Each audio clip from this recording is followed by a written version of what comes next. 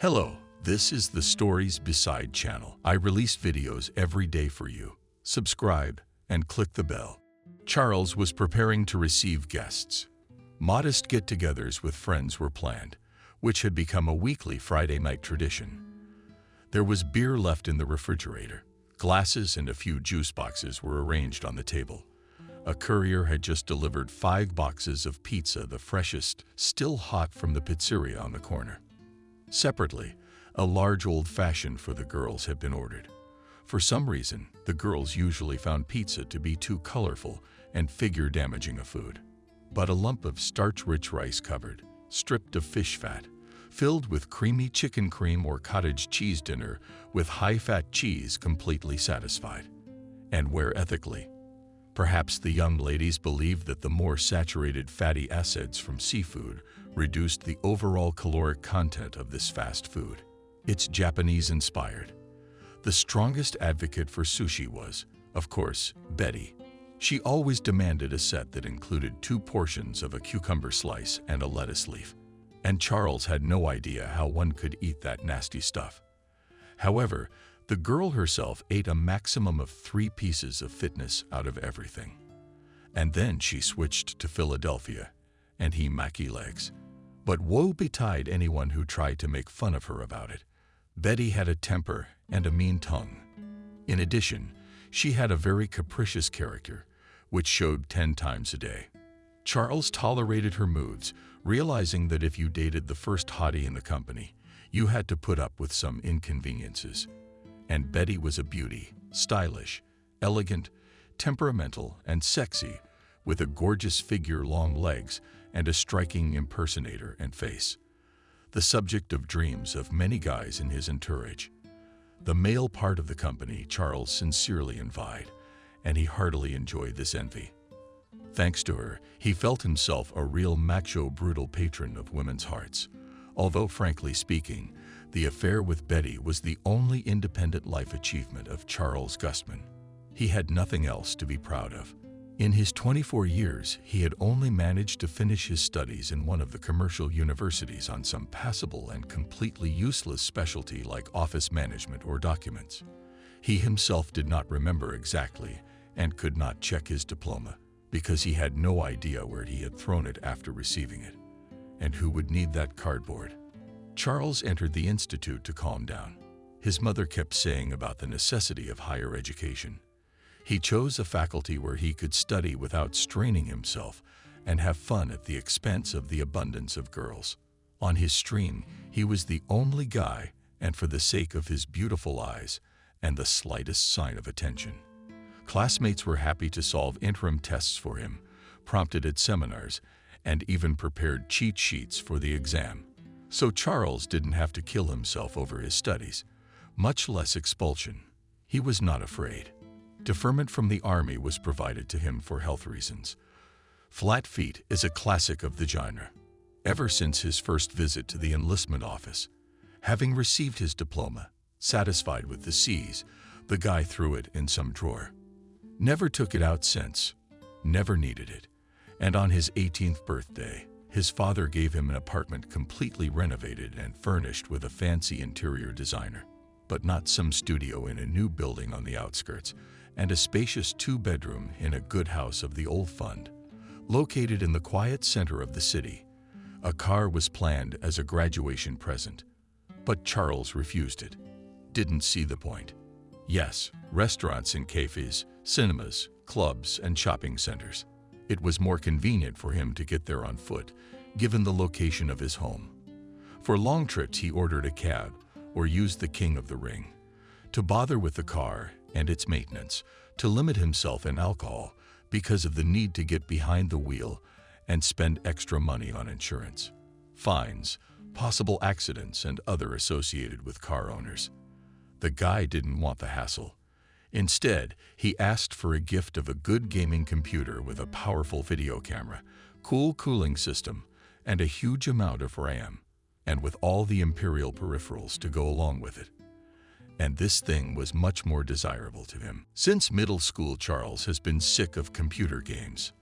At the first courses of the institute, he started his own YouTube channel, where he regularly tried reviews of the games he had passed and records of playthroughs, kept game stories. Over time, the list of topics for stories expanded. The guy did interviews with cyber athletes and reports from competitions, filmed reviews of emergencies, the most popular games, made ratings of manufacturers' sites, announcements of new products, commented on retrospectives, showing how developed and changed any of the games from the first to the last part. Arranged video conferences with famous gamers of the world, argued about the peculiarities of clan management. This hobby required a lot of time and effort. Charles devoted all his days to it almost completely. He noticeably rocked the skills of video shooting and editing. He became a good scriptwriter and became proficient in finding hard-to-find information on the net and in libraries, and even managed to master the topic of promotion of videos and channels. In short, thanks to his hobby, Guy quite professionally mastered several skills in demand on the modern labor market. But from the point of view of others, all his activities continued to look like a useless children's hobby, and even a regular increase in the number of subscribers to the channel and some earnings from advertising and fans could not convince his friends and family in the opposite. They all believed that the guy is engaged in frank nonsense, but then they added he could afford it. Yes, Charles could afford not to work and fully devote his life to his hobby. His father gave him a monthly sum equal to the average Moscow salary.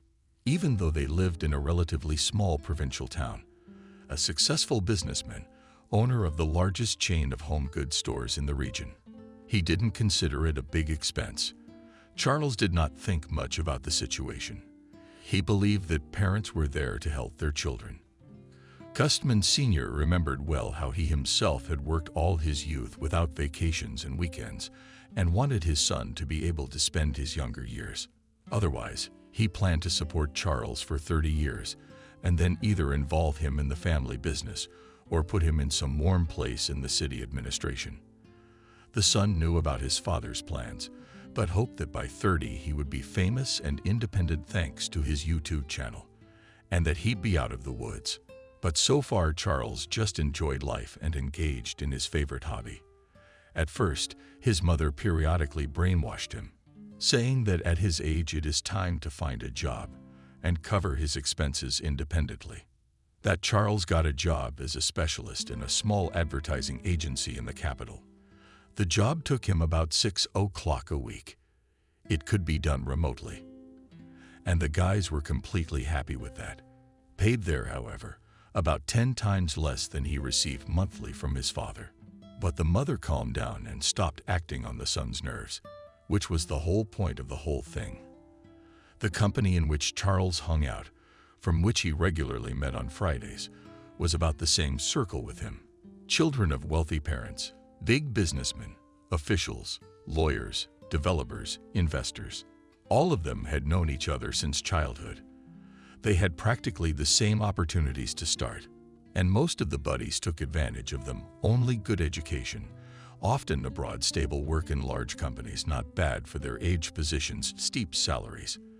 That's what life looked like for most of the guys in Gustman's entourage. Girls, of course, mostly played the role of socialites. Some tried their hand at modeling. Some tried to become a singer or an actress or a fashion blogger, and some just stoked their parents' money for endless clothes, partying, and traveling. But there were a few young ladies who were educated in their field of interest and worked in their specialty, albeit with varying success. Only Adriana stood out from the general mass. A girl from an ordinary working family is now a bohemian artist and a sought-after digital designer. She got into the company by accident, with one of the guys.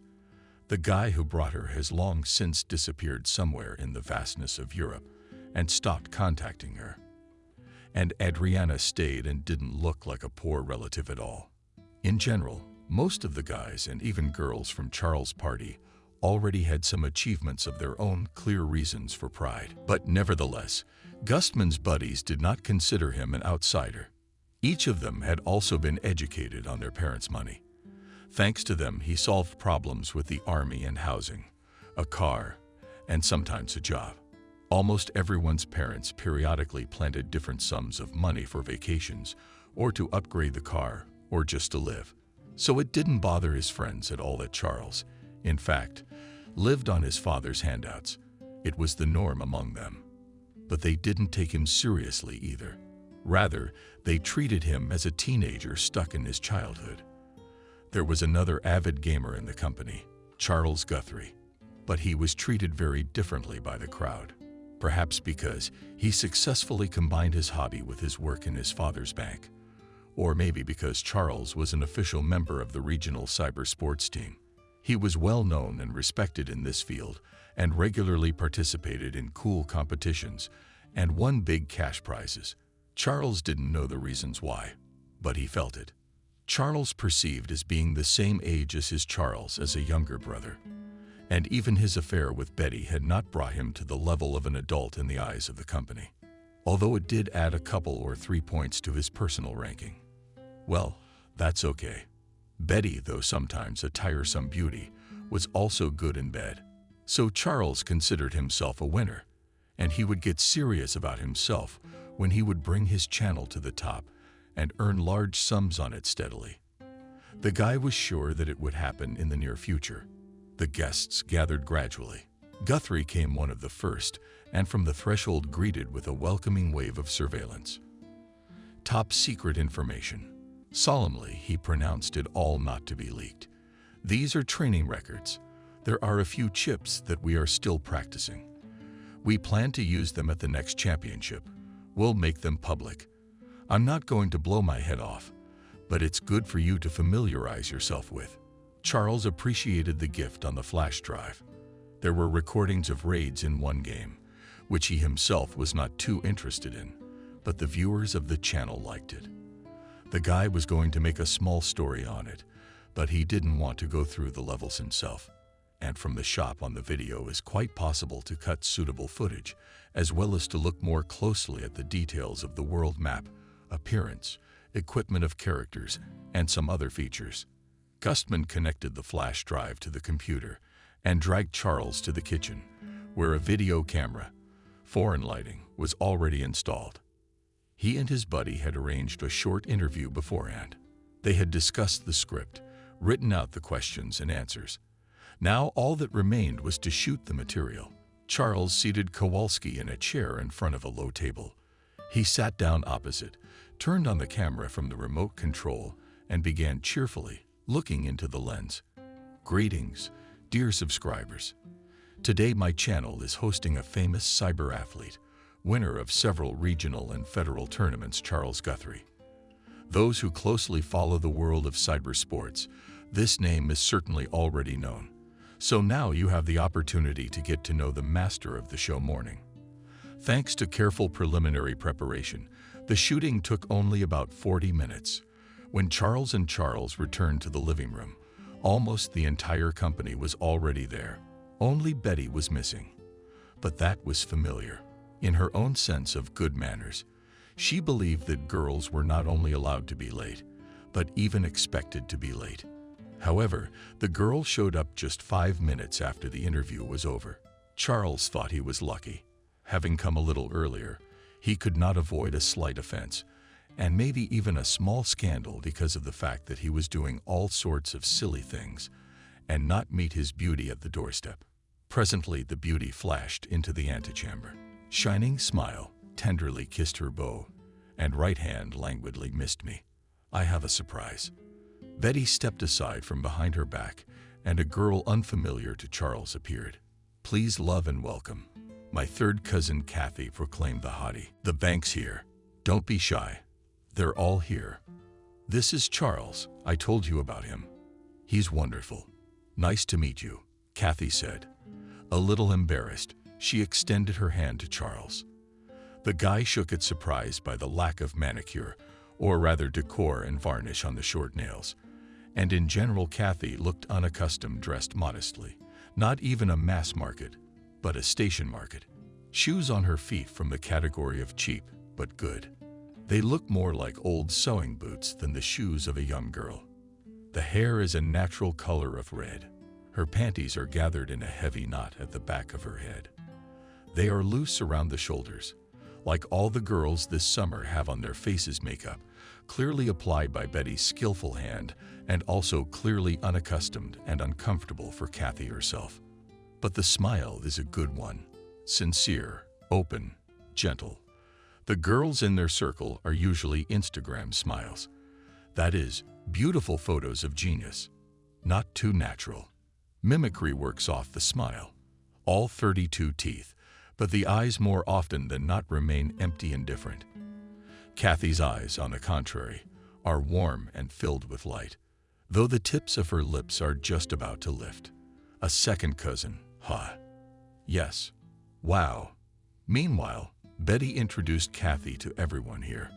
She called them all by name, gave them a brief description, and considered her duty done.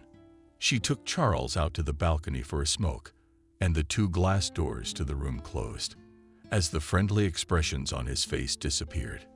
Imposing it on me the best, she complained irritably. To get in, she came from some backwoods, from where the mothers on the dough are born there.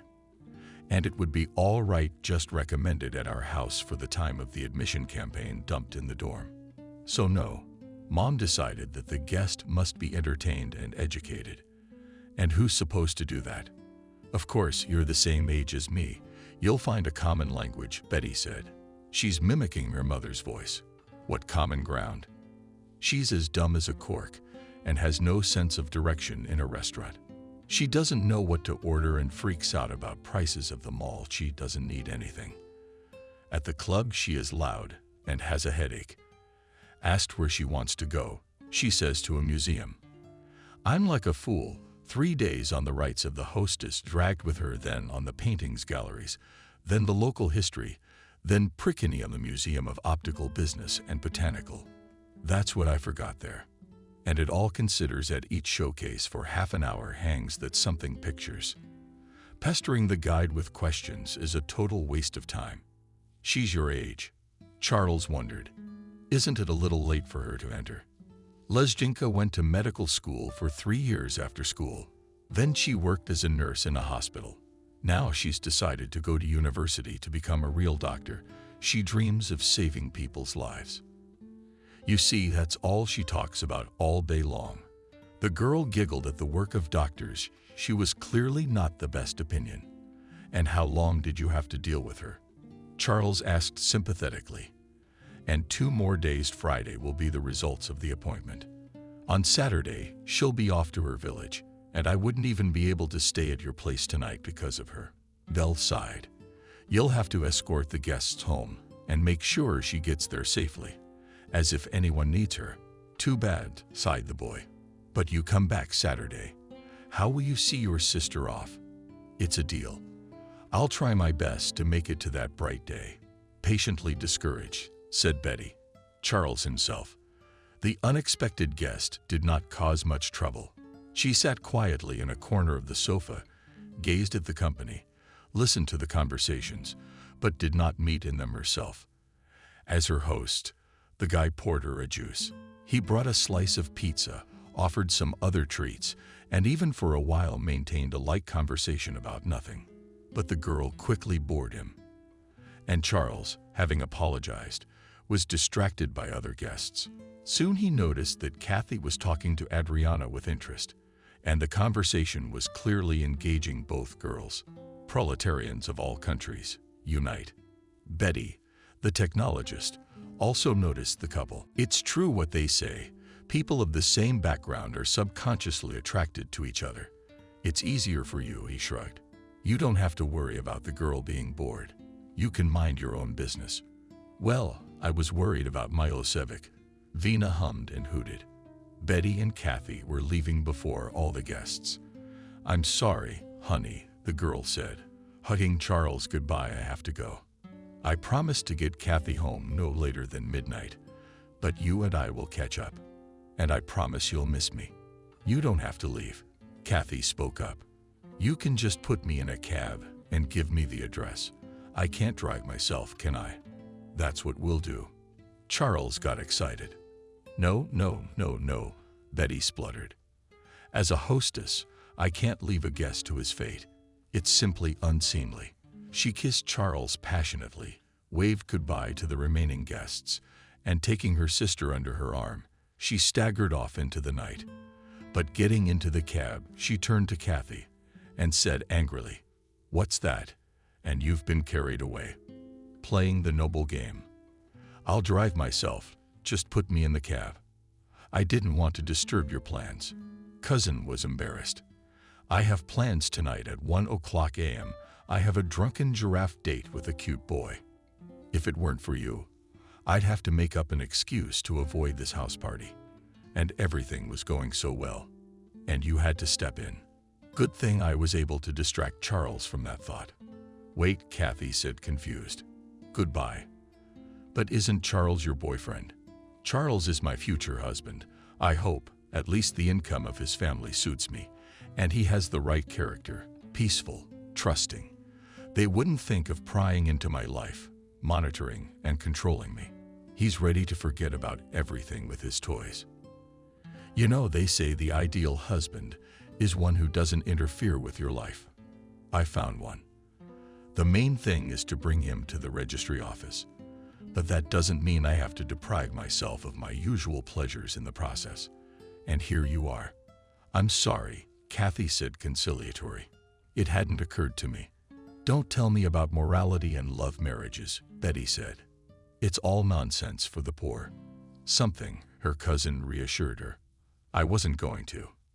I added to myself it was useless anyway. For some reason I felt sorry for Charles, who was almost a stranger to her. September was dry and warm.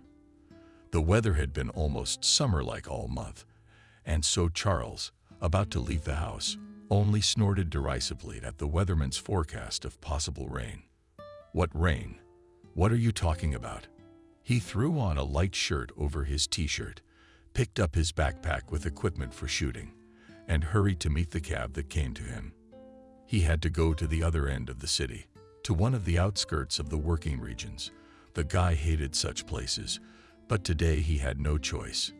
Today Charles had arranged an interview with the youngest cyber athlete in the city, a 13-year-old boy. Despite his age, the boy was a member of the city's famous team of gamers and was known and respected in the gaming community more than once. It was his actions that brought the team the prizes, and in general, having communicated with his hero at several competitions and in the network of the game, I was convinced that the boy seriously understands his game world and can easily shove any older player behind the belt.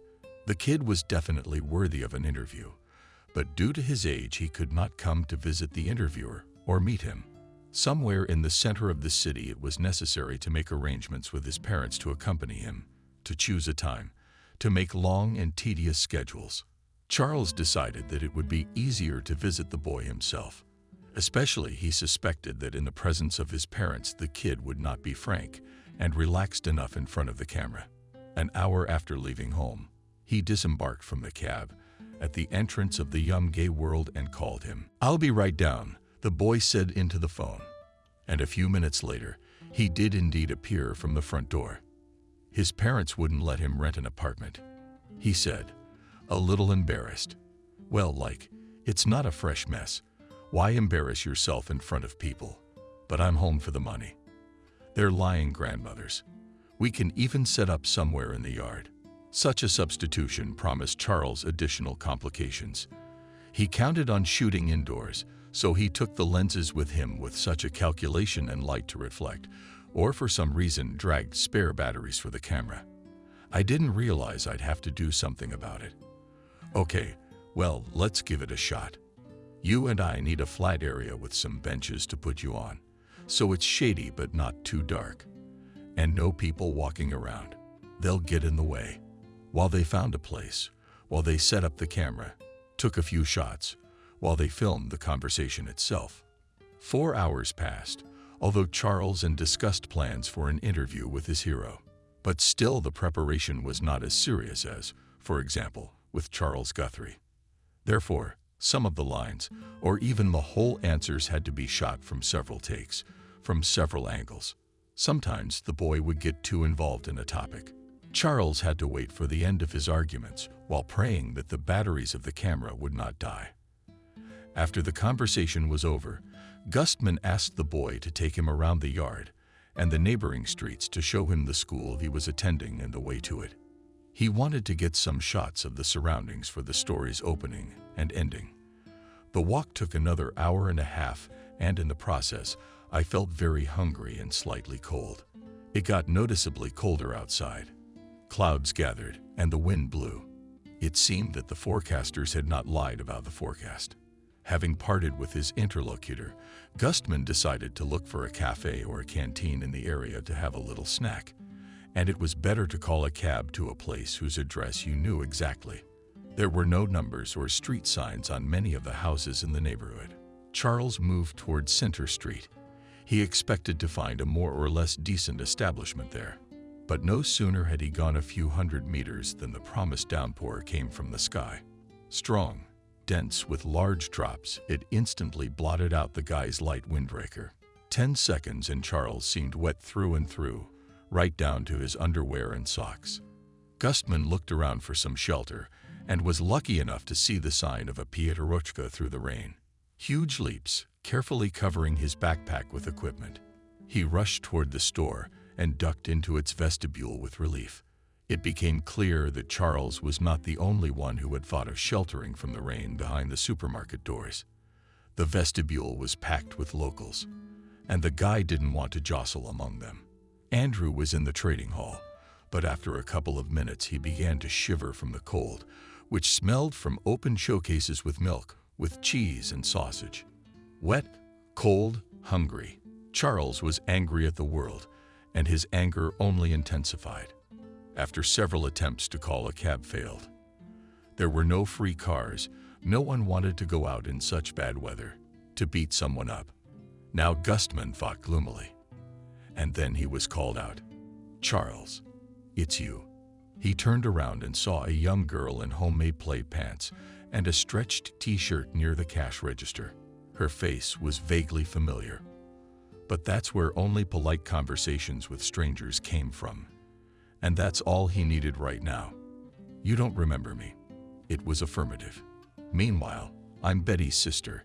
She brought me to visit you at the beginning of the summer." "And where are you from?" Betty's sister is a hillbilly Glushko who came to apply to medical school. A quiet gray mouse who sat in the corner all night and answered every phrase out of turn. "Why are you bothering with me?" "I'm here on business," Charles explained. "It's short. I'm worried about the rain." "You're soaking wet. You could catch a cold." "Not for long." Suddenly, the gray mouse got excited. "Let's go to my place. I live in this house. If you let me take your clothes, I'll feed you lunch, just when it's raining." Gustman wanted to refuse, but the argument of winning outweighed everything else. There was no ready food at home anyway. It would be necessary to order and wait for delivery, and also to get to this house. He drove almost an hour back through puddles and evening traffic. It would be an hour and a half. And he didn't even eat breakfast today. "I've been running around the yards with my camera all day.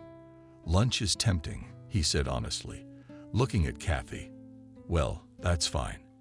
Go on then," she said cheerfully, but at the same time went not at all to the exit of the store, but somewhere in the depths, not understanding anything. The guy followed her at the service exit from the sales floor.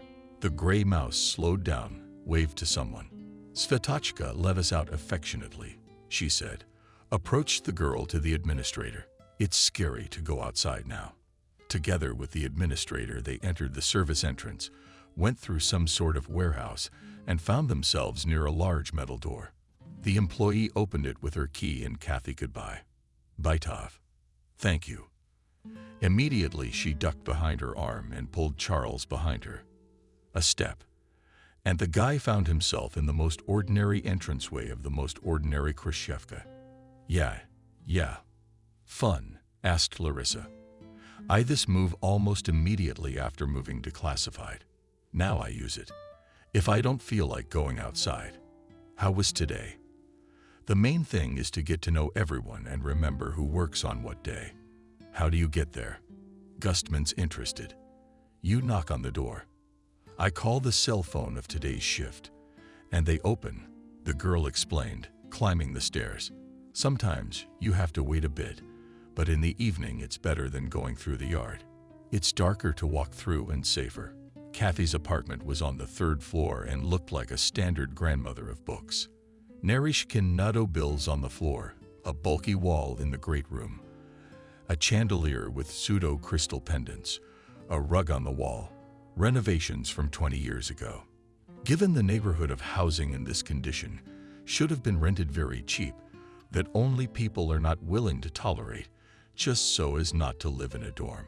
Although perhaps Kathy finds this barrier quite normal. She hadn't seen many others, Charles thought. The girl had disappeared into the bedroom and returned, carrying a large towel and a terry robe. Bright yellow, lilac floral. "I'm sorry, I don't have any men's clothes, and you'll feel better in a robe now. You'll agree quicker," she said, smiling a little embarrassed. "Go to the bathroom, change your clothes, hanging on the towel. Resident, he is electric. I'll turn it on now. In an hour, everything will be dry by now. With shoes, we just have to figure something out. You've had it in your typical grandmother. You've had your revenge." But Charles was the least of your worries. Clean and mold-free. That's fine. He gladly pulled off his wet clothes and hung them over the snake's eyelids. Surprisingly, this appliance was a new modern one, even with temperature control. I wonder who went broke, the landlord or Kathy herself. Thinking for a bit, the guy let the hot water run and climbed under the shower with a stream of hot water. Quickly burned through, skin bleeding the elderly. After about 15 minutes, we think. Forgot about the recent snob talk with pleasure-confused towel, chuckling to himself. Got back into his terry cloth robe and headed for the kitchen, planning to grab a bite of some kind of sandwich and head home. It was unlikely that a girl living alone would have proper food, reasoned at most some mittens, salads, diet bread. At least that was the way things were at Betty's place. To his surprise, on the kitchen table was set almost a full meal, salad of fresh vegetables, mashed potatoes with appetizing cutlets, bread in beautiful wicker baskets, sliced cheese, and sausage on a neat saucer, and a mug of hot coffee. "Good for you for guessing and not being shy," Kathy complimented him. "Sit down. Everything's ready. It's still raining, so we can eat slowly and properly." "I never thought I'd end up almost in a restaurant." Charles grinned. "This looks delicious. I thought girls didn't cook for themselves." He continued with his mouth full, taking it for a cutlet. "But who does? I like to eat. That's why I cook." The hostess shrugged her shoulders. "And you're not afraid of your figure?" asked the guy. "Not a bit. I have to run so much to study and work that to get fat, just no chance. We are lucky with genetics, in our family all skinny. So you did get in. How's it going for you?" Gustman said. He was not interested, but the politeness of the guest obliged to keep the conversation going. "Interesting. Really?" said Kathy. "Tough.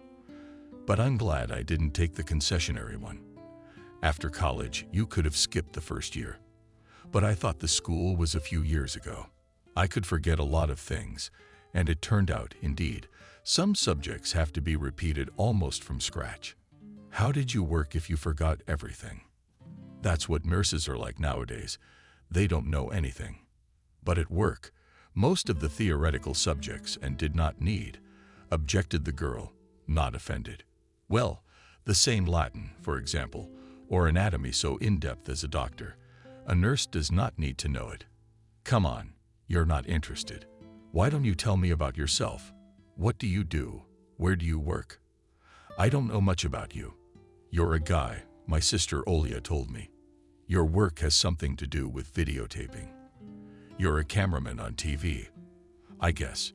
"No," laughed Gustman. "I have nothing to do with television. So if you wanted to become a star with my help, I can't help you. I'm certainly not interested in your world fame," smiled Kathy in response. "What are you filming then?" "I have my own YouTube channel," Charles said proudly. "I make videos for it." He gazed into the girl's face, but saw no admiration or curiosity in it that new acquaintances usually showed at the mention of earning money from videos or glasses. Below the muzzle expressed only restrained interest and polite homeowner to the words of the interlocutor. And bluntly, it is such a sight on the internet. There you can make as if your own page and publish on it videos. Decided to explain in the video blog, the more people will watch them, the more you cite will pay you for advertising, which he inserts in these clips. But I'm not that dark, laughed Kathy. Believe me, the villagers know exactly what the internet and YouTube are all about. I use it regularly. By the way, there are plenty of good educational videos on my topic there too. And so do my parents. My dad watches about animal husbandry, and my mom looks for interesting recipes. What is your channel devoted to? Computer games. Charles asked glumly and looked outside the window. It looks like a downpour. We can check our clothes and get out of here. Even if things didn't get the hell out of here, you're home. He was already reluctant to hang out with a lesbian. And now he didn't want to listen to her nonsense at all. Look, she's trying to hurt him. The internet won't help the villagers. All their interests will forever remain in cattle farming for a winter skating rink. Well, it's not that popular, Kathy said, but it's quite popular. My younger brother is always watching reviews and walkthroughs and playing it himself. And our neighbor is a field woman. She plays solitaire. Or has she switched from literature? Charles realized he was being rude, but could do nothing about the irritation building up inside. His peers usually reacted differently when they heard about his bloggers. They showed interest, admired him, asked him about his earnings, looked at him with curiosity, asked him questions about the filming process, about the games themselves, about the cyber sports industry. And this is better, it seems. Takes his occupation as something self-evident and banal. And the fact that we'll talk to the blogger, 1,000th and stories, which daily awaits many subscribers from around the world. It does not hurt a bit. Some other grandmother. Solitaire. Kerchief. It's her part-time job. She wins there some equipment, but virtual in the sense of enemy tanks, probably, and then sells and buys them, presenting painted tanks to play with them later. Although it probably doesn't surprise you, since you communicate in this sphere. It's only strange to me. Babafield says that so almost earns a second pension, and even more than one. She also plays some other game. I don't know the name, but she said she downloads characters for other players for money. It's probably something about the Orient. Charles took a while to digest the information. After that, he peppered the rubber band with questions about his roommate. How old? Who does she live with? How long has she been playing games? How do people around her feel? What does she play on? The guy had already realized that it would be a good idea to make a story about such a wonderful grandmother. He'd go right after the video he made today. The youngest cyber athlete against the oldest gamer subscribers would be thrilled. Kathy honestly tried to answer, but as it turned out, she didn't know much. Eventually, the girl gave up. Look, she said to you it is easier to go to our village and talk on the field yourself. She might be willing to do an interview for your channel. I'm going this weekend. In 2 days. Let's go together. Charles agreed. After a brief discussion of the trip plan, the guy started to head home. The downpour had already subsided, lunch had been eaten, and Charles' clothes and even his sneakers were surprisingly completely dry. Gustman hailed a cab and promised Kathy that he would pick her up Saturday morning. Kathy explained something about electric trains, but the idea was uninspiring. What was the last thing he wanted was to be stuck in a cold, dirty carriage amongst the country folk and villagers. He rented a nice SUV for the weekend, on which he could get to the village quickly, from comfort, and in case of anything to leave there as soon as he finished shooting. There was no need to linger in this shithole, because the public commuter transportation schedule didn't suit you. The 2 days leading up to the trip were a hassle. Gustman was editing footage of a young cyber athlete, recorded the passage of one of the levels in a strategy game, hosted a stream for his subscribers, met Betty. In short, I was busy almost around the clock. thinking up a story about the grandmother he'd made the trip for. The guy didn't have time, but he hoped to do it on the road. Betty, to his absence on the weekend, treated as usual, capricious, offended, and long-lasted because of the fact that the groom exchanges 2 free days with her for some village old woman. But by the end of the evening, she graciously forgave Charles and promised that she would miss him very much. For some reason, Gustman did not tell the bride that he was going to her relatives, and one of them together. He parked at the house at 6 o'clock, as agreed. Kathy was already waiting at the entrance together with 2 volumes and bags. "I've packed some goodies and some unseasonal things I need to take home and store there," she explained. "Why? You'll need it again next season. You could just put them in your closet. You have a lot of them." "Almost all the closets there are occupied by the owner's things. I don't even know if I'll be living here next season. It's a relative's apartment. He inherited it from his mom and kind of doesn't need it. It's weird. Yeah, so many people struggle for years to have their own corner, deny themselves everything, get into mortgages. And here a man got free housing. And he doesn't need it, and it's even a burden." I say indefinitely hummed and shrugged my shoulders. A world where people deny themselves everything to get a roof over their heads was a guy, to put it mildly, far from. But he let me in while he lived, to keep an eye on the place. It's a rough neighborhood, you know. "It wouldn't be good if the apartment was empty," Kathy continued. "He'll decide what he wants to do with it. Maybe he'll sell it in a couple months or renovate it and rent it out.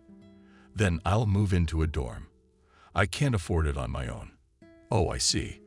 Listen, Kathy, I'm sorry, but I won't be able to entertain you with conversation during the trip," nodded Gustman.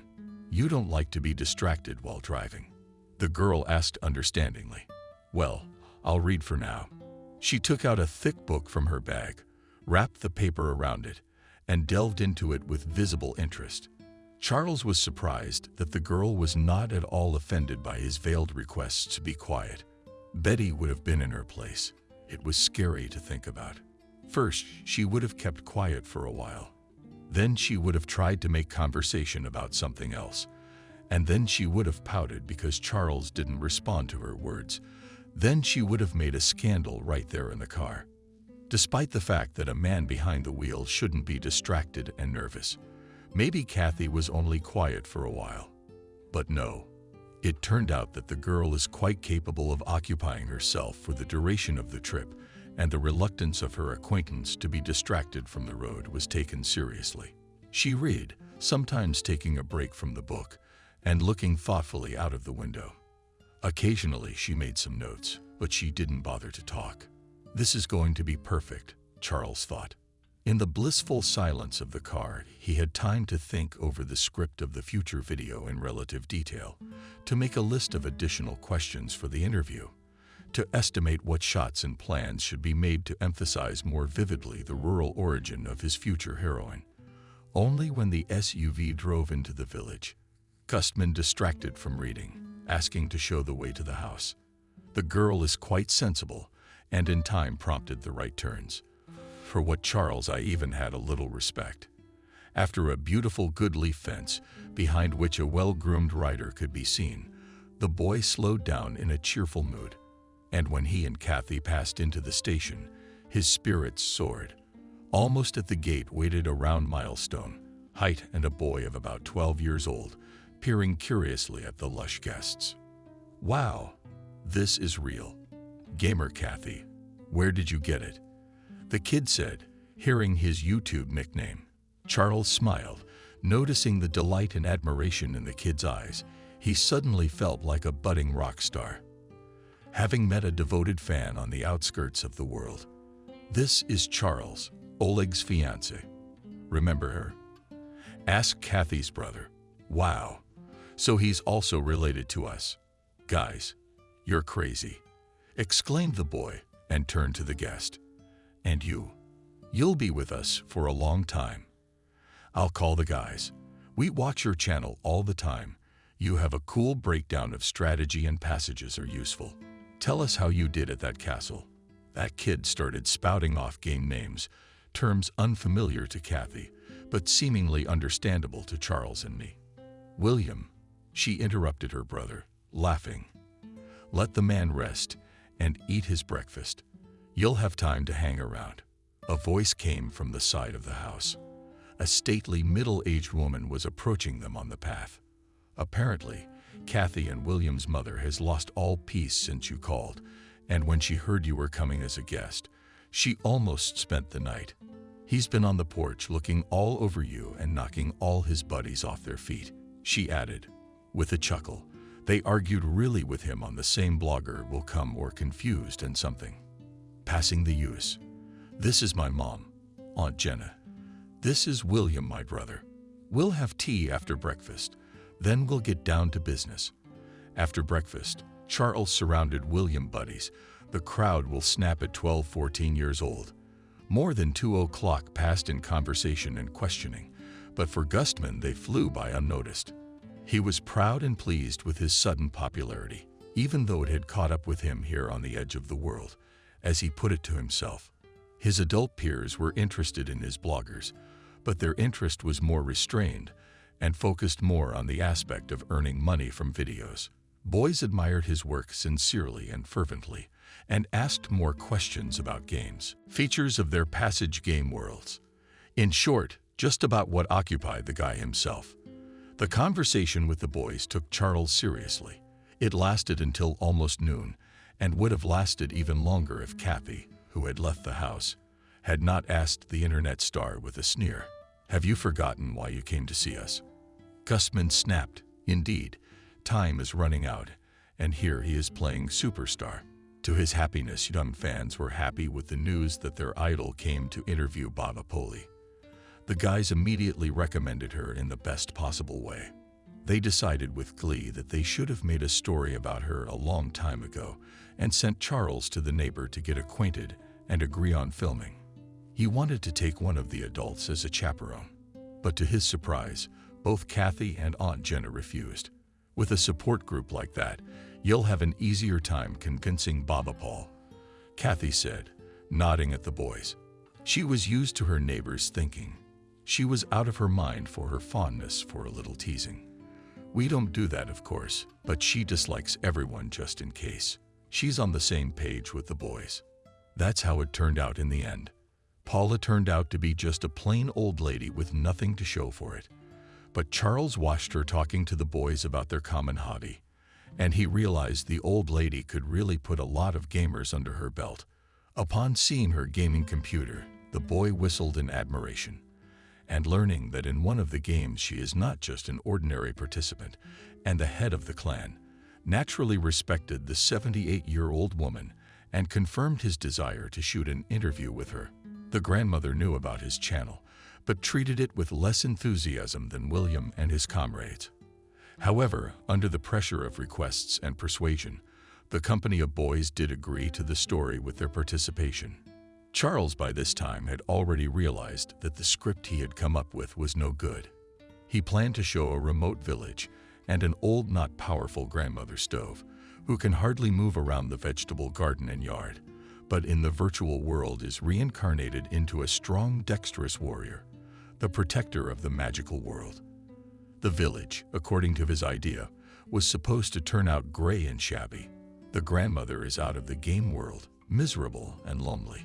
But during the conversation with young fans and with Wendy himself, the guy realized that such a video would be just blatant disrespect for these people.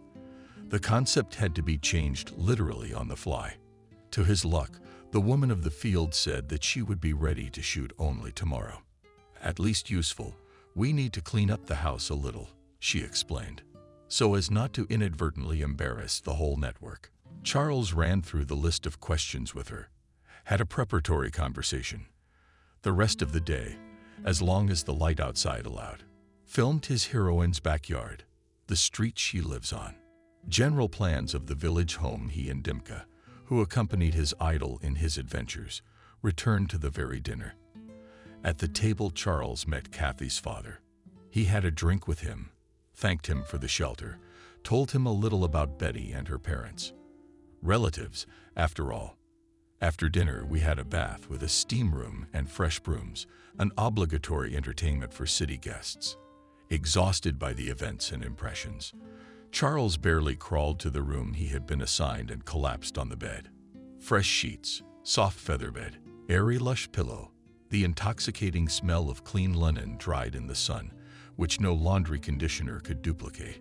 It all suddenly seemed so cozy and homey to the guy. Suddenly, he thought that he should make friends with Kathy and her family, if only to pick a roommate once in a while, to relax and clear his head. And what a backwoods village it was. No mud, no ramshackle huts, and the inhabitants are quite civilized. What's one grandmother of the field worth? 78 years old. Like a balloon in computer and modern games. Charles tried to think again about tomorrow's shooting, but fatigued by impressions and unusual for him load, walking Bono quickly became confused in his thoughts, and he was also very thirsty. He should have brought a mug of water or kvass with him to his room. After all, the offer was to bake iron. He refused. Now he would have to get out of bed and find the kitchen in the dark, unfamiliar house. Charles sighed reluctantly, got out of bed, and looked out the door. The house was dark, and everyone seemed to be asleep. No, there was a light on the veranda, and there were soft female voices coming from it. No other way. Mom and daughter are resting after the bath. The boy thought and headed in that direction, hoping to ask the women for water so that he wouldn't have to wander around the house. He walked quietly so as not to wake up the rest of the household and reached the sacred space later, when he suddenly froze on the spot. A scrap of conversation reached him. "You're too protective of him." Aunt Jenna spoke cheerfully. Not like a hostess of guests. "Hasn't she fallen in love?" "No, Mom." Alice's voice answered in the woman's tone. "I just feel sorry for him. He seems like a nice guy, kind and enthusiastic. Alex is spinning him as she wants from him, runs on a date to some guys with whom she meets through the internet just to fuck. It's true, when I was staying with them, she never spent 13 o'clock at home. And every time she bragged to me about the hot guy she was going to see tonight, she'd show me pictures. She never said a kind word about the games, but when she's with him, she's such an affectionate bunny. My favorite, my poozy poozy poozy. It's all she's got to play for. She could have gone out with her coworkers. Why keep it to yourself? Couldn't he have found a better one? She says she is satisfied with the income of his family, and as a husband, he is quite useful to her, because he is so busy with his toys that her life will not interfere. Imagine how I felt hearing that, especially after I met Charles. I first thought he was just as cynical, rude, and then I watched him as well when she introduced us, and also after that, and today, and felt so sorry for him. Like you know, an abandoned puppy. Gusman, stunned by what he had heard, carefully stepped back into the corridor. He had already forgotten his thirst. He crept quietly back into the room and banged the door awkwardly against the jamb, but did not pay any attention to it. He sat down on the bed and lowered his face into his palms. What shame. How vile, how nasty to find out such a thing. So Betty twists his tail and is not the least bit embarrassed about it, and even brags about his adventures. And to who? In front of her wiretapping sister, who can hardly keep her mouth shut. And only in front of her. Suddenly her stalling is already known by their entire company, and only Charles is still unaware of the length of his horns. Suddenly everyone's been laughing at him for a long time, or pitying him in secret like an abandoned puppy man. And the comparison should be humbling, but it's actually shameful. No, Charles did not feel the despair of a betrayed Betty in love. He was not in love for a minute, though he sincerely admired the girl's beauty and sexuality. He felt only resentment and anger. Look how for a chump he keeps his family income, suits her, and wants to make a husband out of him, who will support and not interfere. What a bitch. I've got to do it now. Right now. Right now. Tell her to go to hell. Don't find out. Don't ask. Don't accuse. Don't make excuses. Just send her to hell. and so that she would understand how much he despised her, how much he hated her, and would not try to object or apologize or start a scandal. By the way, how could he even tolerate her poise and scandalousness for so long? Were the big tits really that much of an eyesore? Charles dialed was Betty's number, but heard only the answering machine message. Writing to one of the messengers seemed like a bad idea to convey all his emotions. Texting alone wouldn't do it, but a video message to the ladies, it would be best in front of the camera. He would be able to express anything by tone of voice, facial expression, pose, angle. It's a habit, and send that recording to Telegram. She uses it most of the time. She'll see it. She won't say she didn't look at it. She won't say no. Charles opened the laptop that was on the table, adjusted the lighting angle, set the table so that the picture would turn out as he planned with the right light and the right background. Finally, the guy sat down in front of, but Morning turned on the video recording program. But no sooner had he begun his address to the door. The rooms fell away and she walked in. Vanessa looked closely at the face. Guest closed the door behind her and said a little guiltily, "You overheard me and Mom, didn't you?" "Why would you say that?" asked Gustman. Angrily, "I heard the door slam, and I can tell by the way you look. You've got that look on your face right now." A face, Charles thought grudgingly, not unlike that of an abandoned puppy. What would she know, that girl? "I lured her to my place. She flapped her eyes at me, then texted me all weekend. She could have told me about her sister. She could have. Why didn't you tell me if you were so decent? And now you feel sorry for me. You see, I'll show you an abandoned puppy, and I'll show your sister that she's not the only one who can sleep around and lie to your face."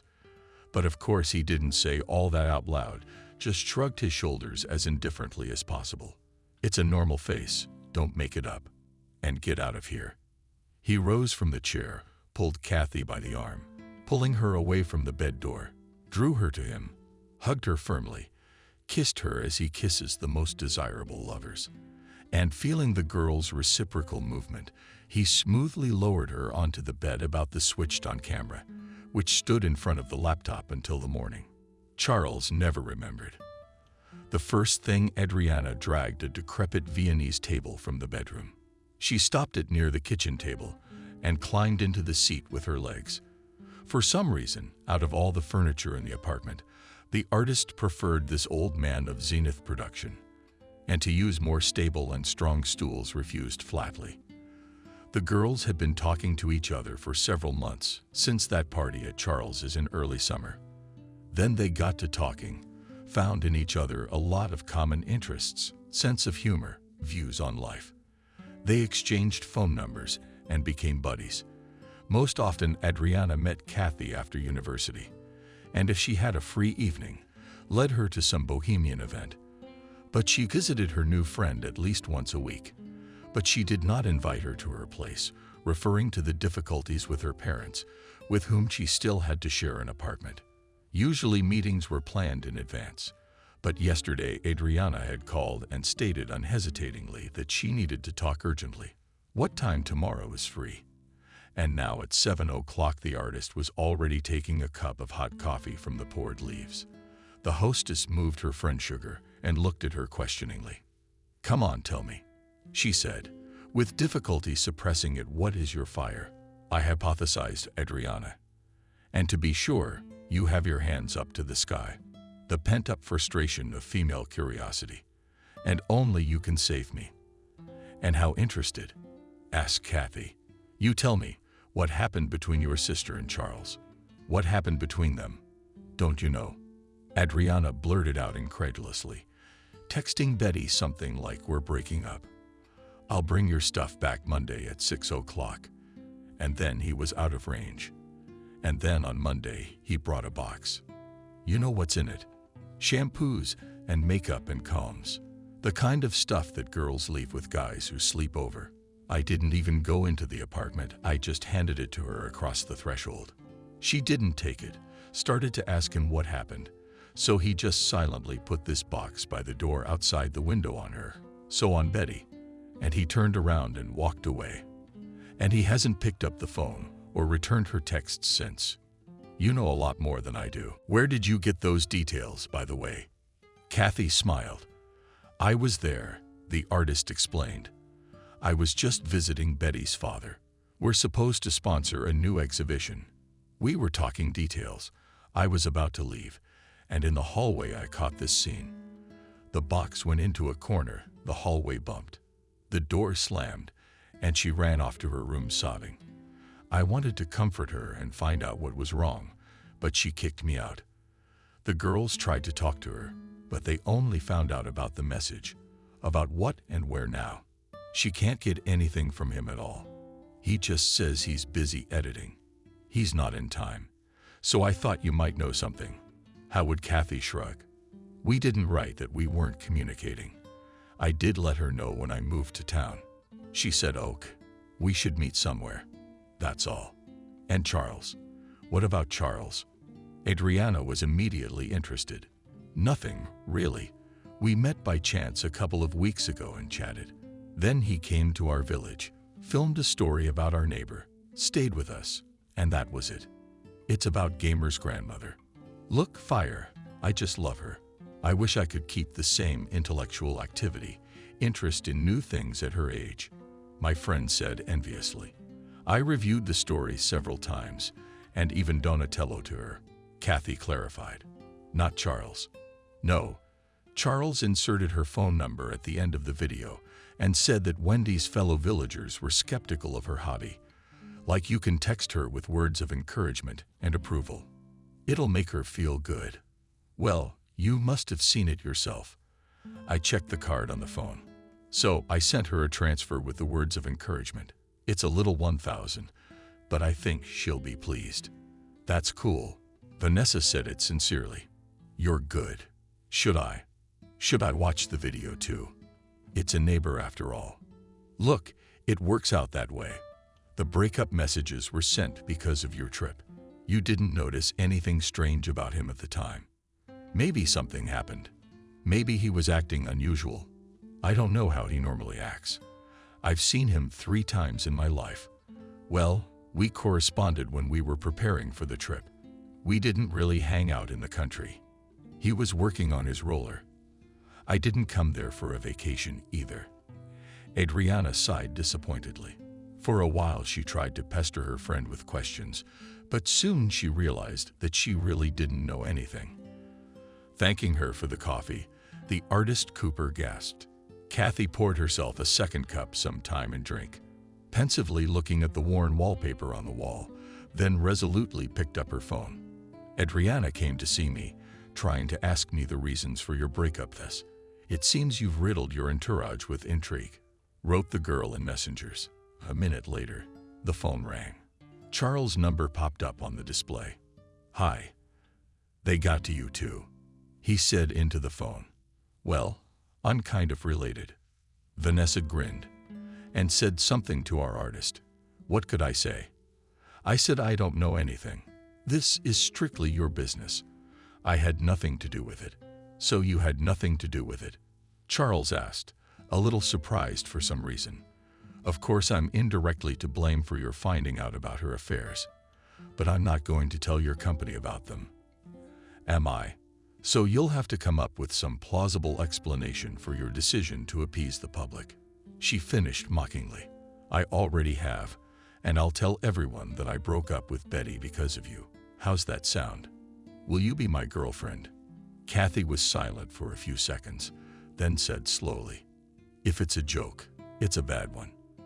And if it isn't, I'm not ready to discuss it right now. I have to get ready for school.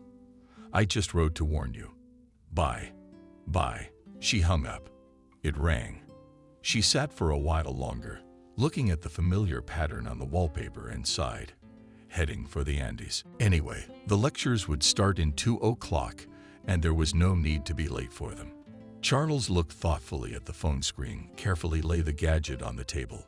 She wasn't ready to discuss it, but she should be. Yes, any girl in her position would have agreed without hesitation to a guy like him. Gustman, even for most city girls, he's a bargain. What about a college girl from the country? With money, with an apartment, good-looking, with a light character, not bad in bed. Not bad at all. He remembered the night he spent in tears. He'd bet his head that the girl was pleased with him, more than pleased. And what more did she want? Charles tried diligently to get angry, but he couldn't. In the past few days, he had realized that he needed this student from the village, and she was the only one. The night didn't faze the guy. He hadn't experienced anything like it in a long time, or maybe never at all. Betty, like the partners Charles had had before her, had diligently flaunted their sexuality, cultivated it, nurtured and cherished it. And in bed they were inventive and temperamental. But Gustman felt every time he made love to Betty, it was as if he were working for the camera. She had to be more than just loved. She had to be impressed. Everything was always very beautiful, very long, very calibrated and cinematic. Allah took graceful poses, made sure her face was turned to her partner in an exceptionally favorable angle. She moved too smoothly and even moaned melodiously. Sometimes Charles mockingly wondered if she wrote her own scripts every time she stayed overnight at his place. It was too much like a competently made erotic movie. Sure, the process excited and thrilled the guy, but after it was over, Gustman was always left with some feeling of emptiness and artificiality. And the tears were completely different. The girl, who in everyday communication seemed just nice and did not cause any red thoughts in bed, turned out to be very sexy, passionate, relaxed, and sincere. Charles somehow immediately realized that she did not care about any impressions. Kathy wanted him exactly him, not some invented hero from a long-read lady's novel or just her fantasies. And she took everything he could offer her, not thinking about the angles of smooth movements, the melodic style of his quiet cries. And she gave everything she could, too, completely unashamed of her body and her reactions, not caring what Charles might think of her. It's that genuine desire. That genuine passion is the real thing. Hurt the guys far more, far deeper than he'd first thought.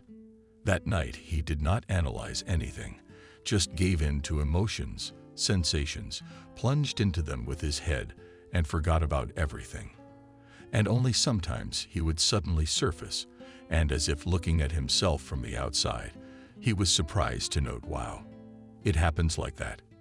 He could not believe that a simple touch to a woman's body, far from the model standards, can so surround and head damage such strong emotions. But he immediately threw away his surprise and disbelief, and again plunged into the sweet whirlpool of caresses and kisses. Funny, but the only time when Charles, as it turned out, had sex on camera, he was extremely relaxed and sincere and did not think about the script for a second. Damer. Yes, since morning he had discovered that she was still writing the happening in front of her. And the first thing he wanted to do was delete the recording. But then I was curious. What was going on that night that he feels so happy and embarrassed like a schoolboy after his first kiss with the girl of his dreams? Maybe it was worth revisiting and finding out, and he left the clip and later revisited it more than once and even subjected it to some editing, cutting out everything that didn't involve sex. But he could not find the answer to his question. After studying for a week, Charles decided that he should just repeat the experiment, and maybe not once or twice, but as many times as it took to get to the truth, to understand why it took him so long to get rid of his thoughts about it. An unremarkable, generally unremarkable girl. What's she so fascinated by? It's Kathy. That time in the village, waking up in the morning and looking at the glowing light bulb under the ceiling that neither of the two of them had ever realized to turn off. Throughout the night, Gustman worried about how Kathy would behave. Suddenly, the girl would start hitting on him, or with glances and hints, reminding him of what had happened. Or maybe she'd start blackmailing him. It happens. However, Kathy behaved in a completely normal way, as if nothing had happened between them. She was still sweet and friendly, as a hospitable hostess should be, but nothing more. The boy did not notice any meaningful glances, not a drop of embarrassment, not a hint of the previous night at breakfast, as if she had gone to bed with him solely to fulfill the duty of hospitality. Then Charles was again distracted by Dimka and his friends, who came to the house right from the morning. And then he spun with the shooting or defense did not see. Only just before leaving suddenly realized that on the one hand, he was afraid to get into the same car with her, afraid of explanations on the road. And on the other hand, he wanted these explanations to understand what she thought about everything that had happened. At the same time, Betty Gustman is practically forgotten about. Wrote her a text message in the morning, put his phone on silent mode, and put his ex-fiancée out of his mind. But he was worried about Kathy. To his relief and surprise, the girl behaved completely calm. All the way to the city she read, occasionally pausing to mull over information and inspect a book. Bringing her to the driveway, Charles unloaded a volume of clean parental bags from the trunk. Taking advantage of the fact that there was a car with an occasion, loaded the daughters, a month's supply, hits, hauled the bulks up to the floor, taking over the apartment. Kathy gently thanked the guy for his help and, judging by her mood, intended to say goodbye. And then Charles could not stand it. "Listen," he said to his front door. "I wanted to talk about tonight." "Is there anything to talk about?" Vanessa was surprised. The prepared speech stuck in Charles' throat. "You were upset to hear about Valka. You wanted to calm down somehow, to redirect your energy, to distract yourself, maybe get back at her. That's the only reason this happened. And I had nothing to do with it. You would have gone to bed with any other girl. I just happened to fall into your lap.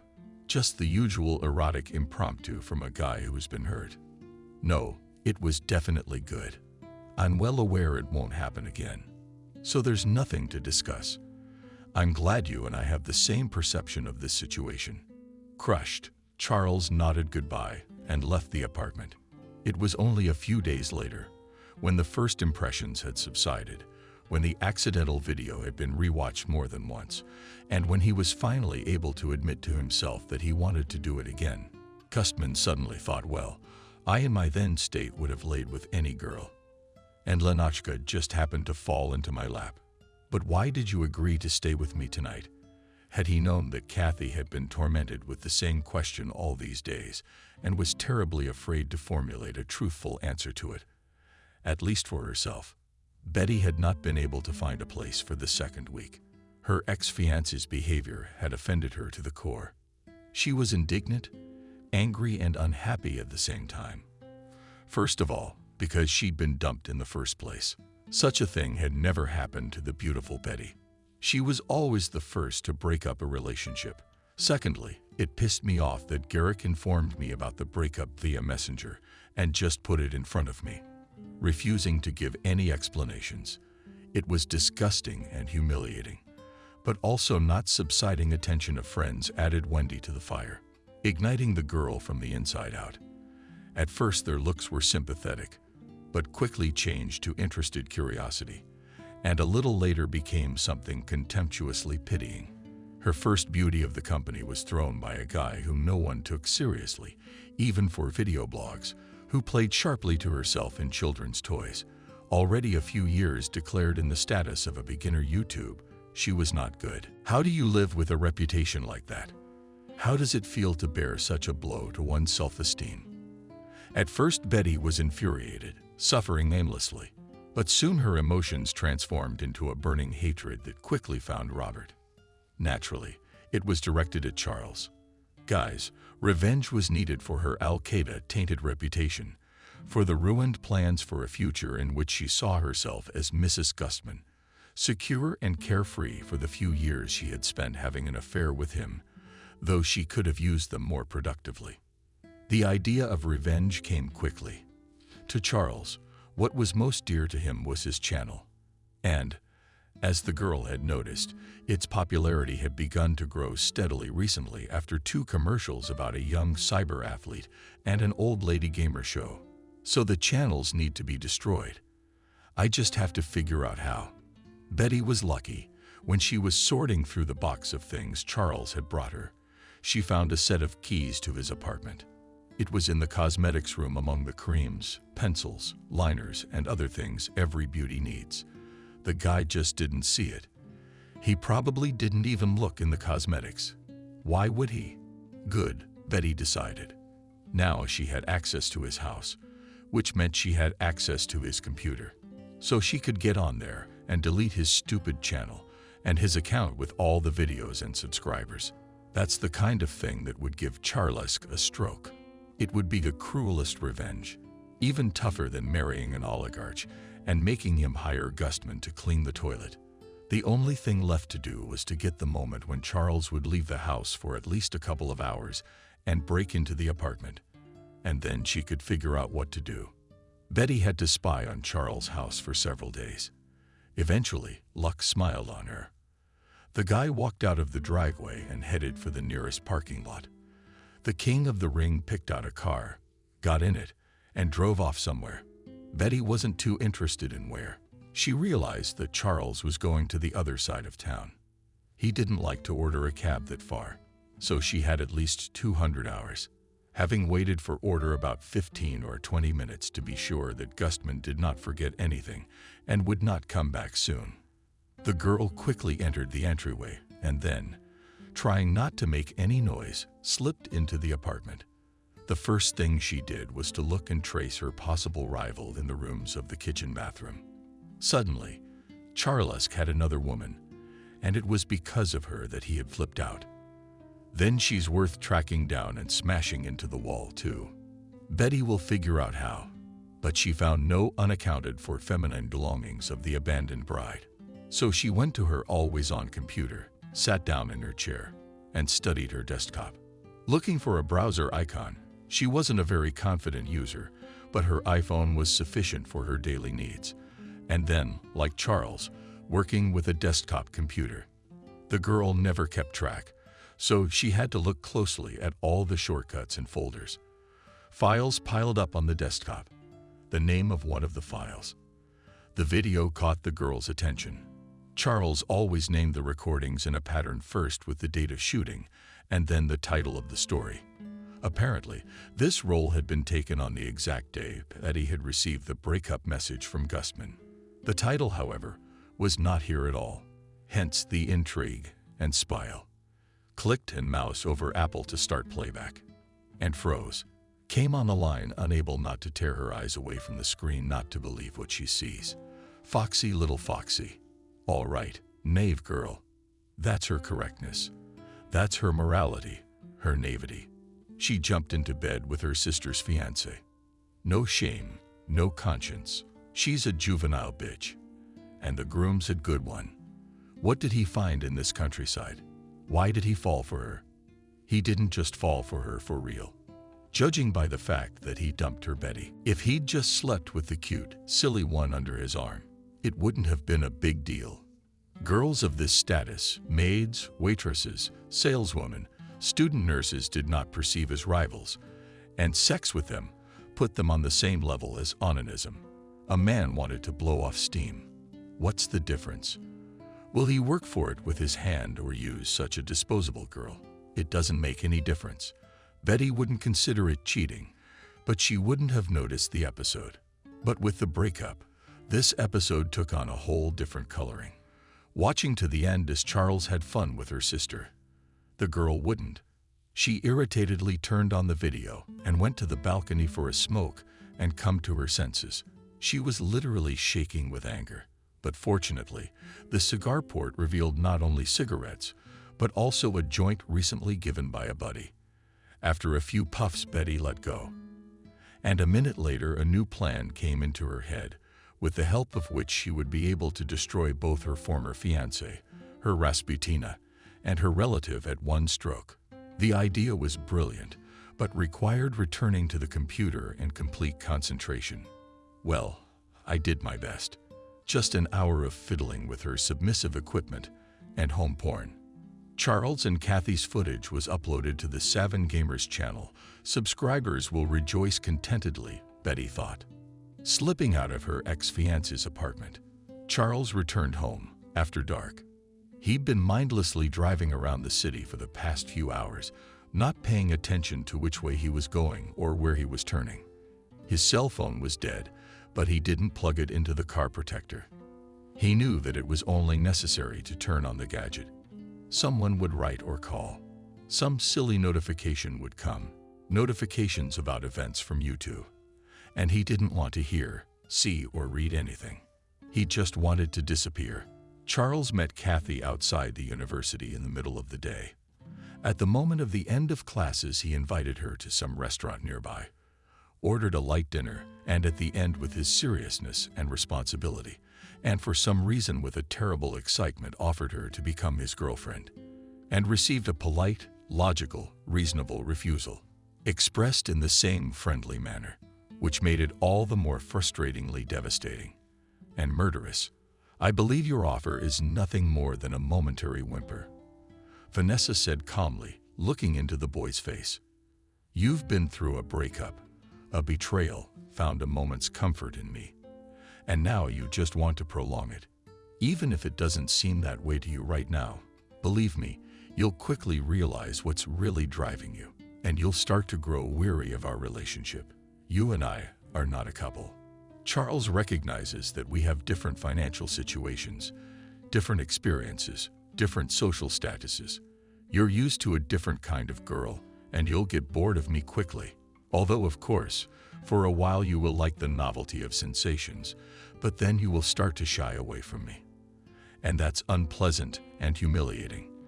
Let's just be good buddies, friends. As such, we're nothing to each other. You're definitely a nurse, not a psychologist. Charles grinned, listening to this rebuke. "No, what kind of psychologist are you?" "Then you'd realize that you're rejecting me for one simple reason. You're just afraid. You're so afraid of liking me that you've decided in advance that our relationship is doomed to fail. You're afraid to even try."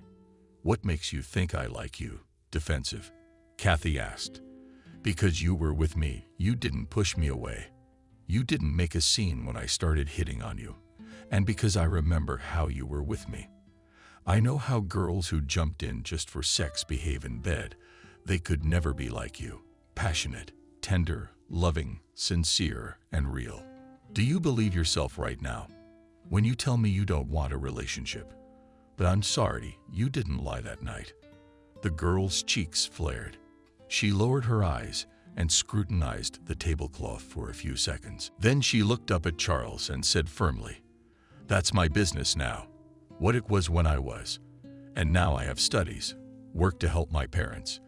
And there's just no time for a relationship, even with you YouTube star. So sorry, it's out of the question. Goodbye." Kathy got up from the table and hurriedly left the restaurant. "I even mentioned her stupidly. I was just trying to take one last stab at her. You're my girl," Charles thought with a kind of detached tenderness. And only then did she fully realize that it was really for last. Kathy gave him a turn once and for all. Charles Gustman didn't remember the rest of the evening. At first he was driving around town, trying to figure out how to proceed, how to assuage Kathy's fear of the difference in their social and financial status and convince her to be together.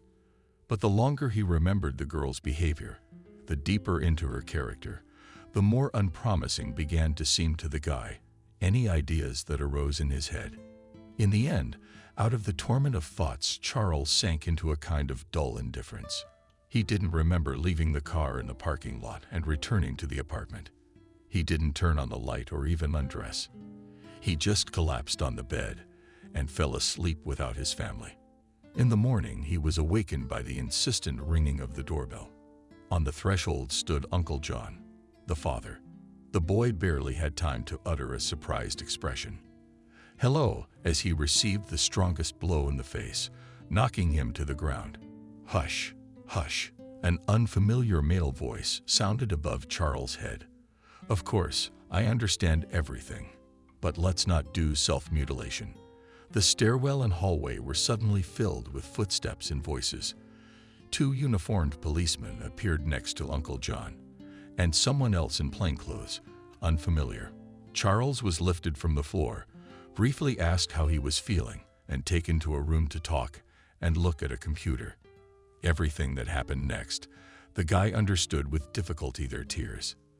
The video turned out to be published on the network, on his channel from his computer. How could this have happened? He had no idea and couldn't explain. The guy dutifully recounted his last night as best he could, explained that no outsiders had access to his channel or computer. He tried to remember in what service he had booked a car, where he had ridden it, explained how and under what circumstances the ill-fated videotape had appeared, and then listened for a long time to the name of the articles under which he is accused by Kathy's father. In his statement, the list turned out to be impressive. Manufacturing pornographic content, distribution of pornography, invasion of privacy, violation of privacy, humiliation of honor and dignity. It was like these phrases were seared into his brain. The guys were tearing him apart from the inside out. Somehow, and in one evening, he went from being an ordinary video blogger to a criminal, and accused under investigation, with no effort at all. Maybe he has partial amnesia. Maybe some particularly cunning virus had gotten into his computers, and he didn't know what to think. But he realized quite clearly, Kathy wouldn't go anywhere near him now. There would be no relationship at all. Events were developing terrifyingly fast, and not at all in favor of Charles. About why this happened, the guy found out much later. And then he paid the bill and left the restaurant. About 10 minutes after Kathy left, he got into his car and drove wherever he wanted to go. At this point, the ill-fated video finally uploaded the network and became available to subscribers of the channel. After a couple more minutes, Charles' phone turned off and disappeared from the network. The guy did not charge it, and then did not find out that the gadget was not just discharged. Something had gone wrong with its settings, and the operating system went down without the possibility of recovery. Subsequently, to find out whether it was an accidental failure or the owner damaged the phone deliberately to hide the possibility of remote control from his home computer was not possible. But in general, Charles had the remote connection set up. He periodically tapped the compass of a tablet or laptop, so he could from his phone. His prosecutors reasoned. William's election flashed an alert for a new video on the Gamer's channel. The boy immediately rushed online to watch the novelty. It so happened that his parents were nearby, so the video was watched by the whole family. No sooner had they come to their senses than the woman of the field burst into the house screaming, "Jenna, there's Kathy. There's a shame, for God's sake. I saw the faces of the neighbors," confused whispered. "Sarah, what a Jesus." After Charles' visit to the village, all the local boys subscribed to his channel. It was a sure bet that half of them had already watched the scandalous video, which meant that all the adults in the village would know about it in a couple of hours, and by the evening they would see it in detail. How can we look people in the eye now? Aunt Jenna poured herself some Corvalol. "Yes, I'll go now. I'll beat that gentleman's face in," Uncle John said cheerfully. But Wendy stopped the neighbor by throwing. "It was all right. Rich John, he's a bastard, a blogger, and he's got money, as I remember. You punch them in the face, he'll report you to the police, and he'll weaken the whole world. It's not like that. It's like suing him. Wait, like my grandson was Kevin the other day. Wait, he hasn't gotten far yet." Kevin's grandson was a successful lawyer, and as luck would have it, was running the office of one of Gustman Sr.'s main competitors. When I got a call from my grandmother, I found out what was going on. Kevin, dead set on his chance to please a tough client. He explained in detail to Kathy's parents the charges that could be brought against the foul-mouthed blogger. "The only point," he said, "you need to clarify whether your daughter knew about the filming, consented to it, and to the publication of the footage. That's important." "Really?" Outraged was Aunt Jenna. "Who do you take our Lezginka for?" But the lawyer was adamant. Kathy, who had just reached home, was called. It took the girl a long time to realize what was wrong. But when she did, she burst into tears. However, she quickly pulled herself together, gave the necessary explanations, and at the same time told about today's conversation with Charles. "The bastard wanted revenge," she said reproachfully. "He seemed so decent. What kind of guys are these days? A girl turned you down, so you should get drunk with grief." No, you have to shame the whole world. Kevin quickly made a few calls, including to his employer. Realizing what benefit can be derived from the scandal around the son of a competitor, to what scandal quickly put in the gun all those who need to again, and went with his grandson Wendy in the city. Wrote an application. He was immediately taken to work. A case was opened, and then everything went very quickly, almost lightning fast. John himself, having sorted out the papers and statements, rushed to Kathy's house and arrived just in time. The daughter was on the verge of hysterics. It seemed that Betty had already called her and made a huge scandal.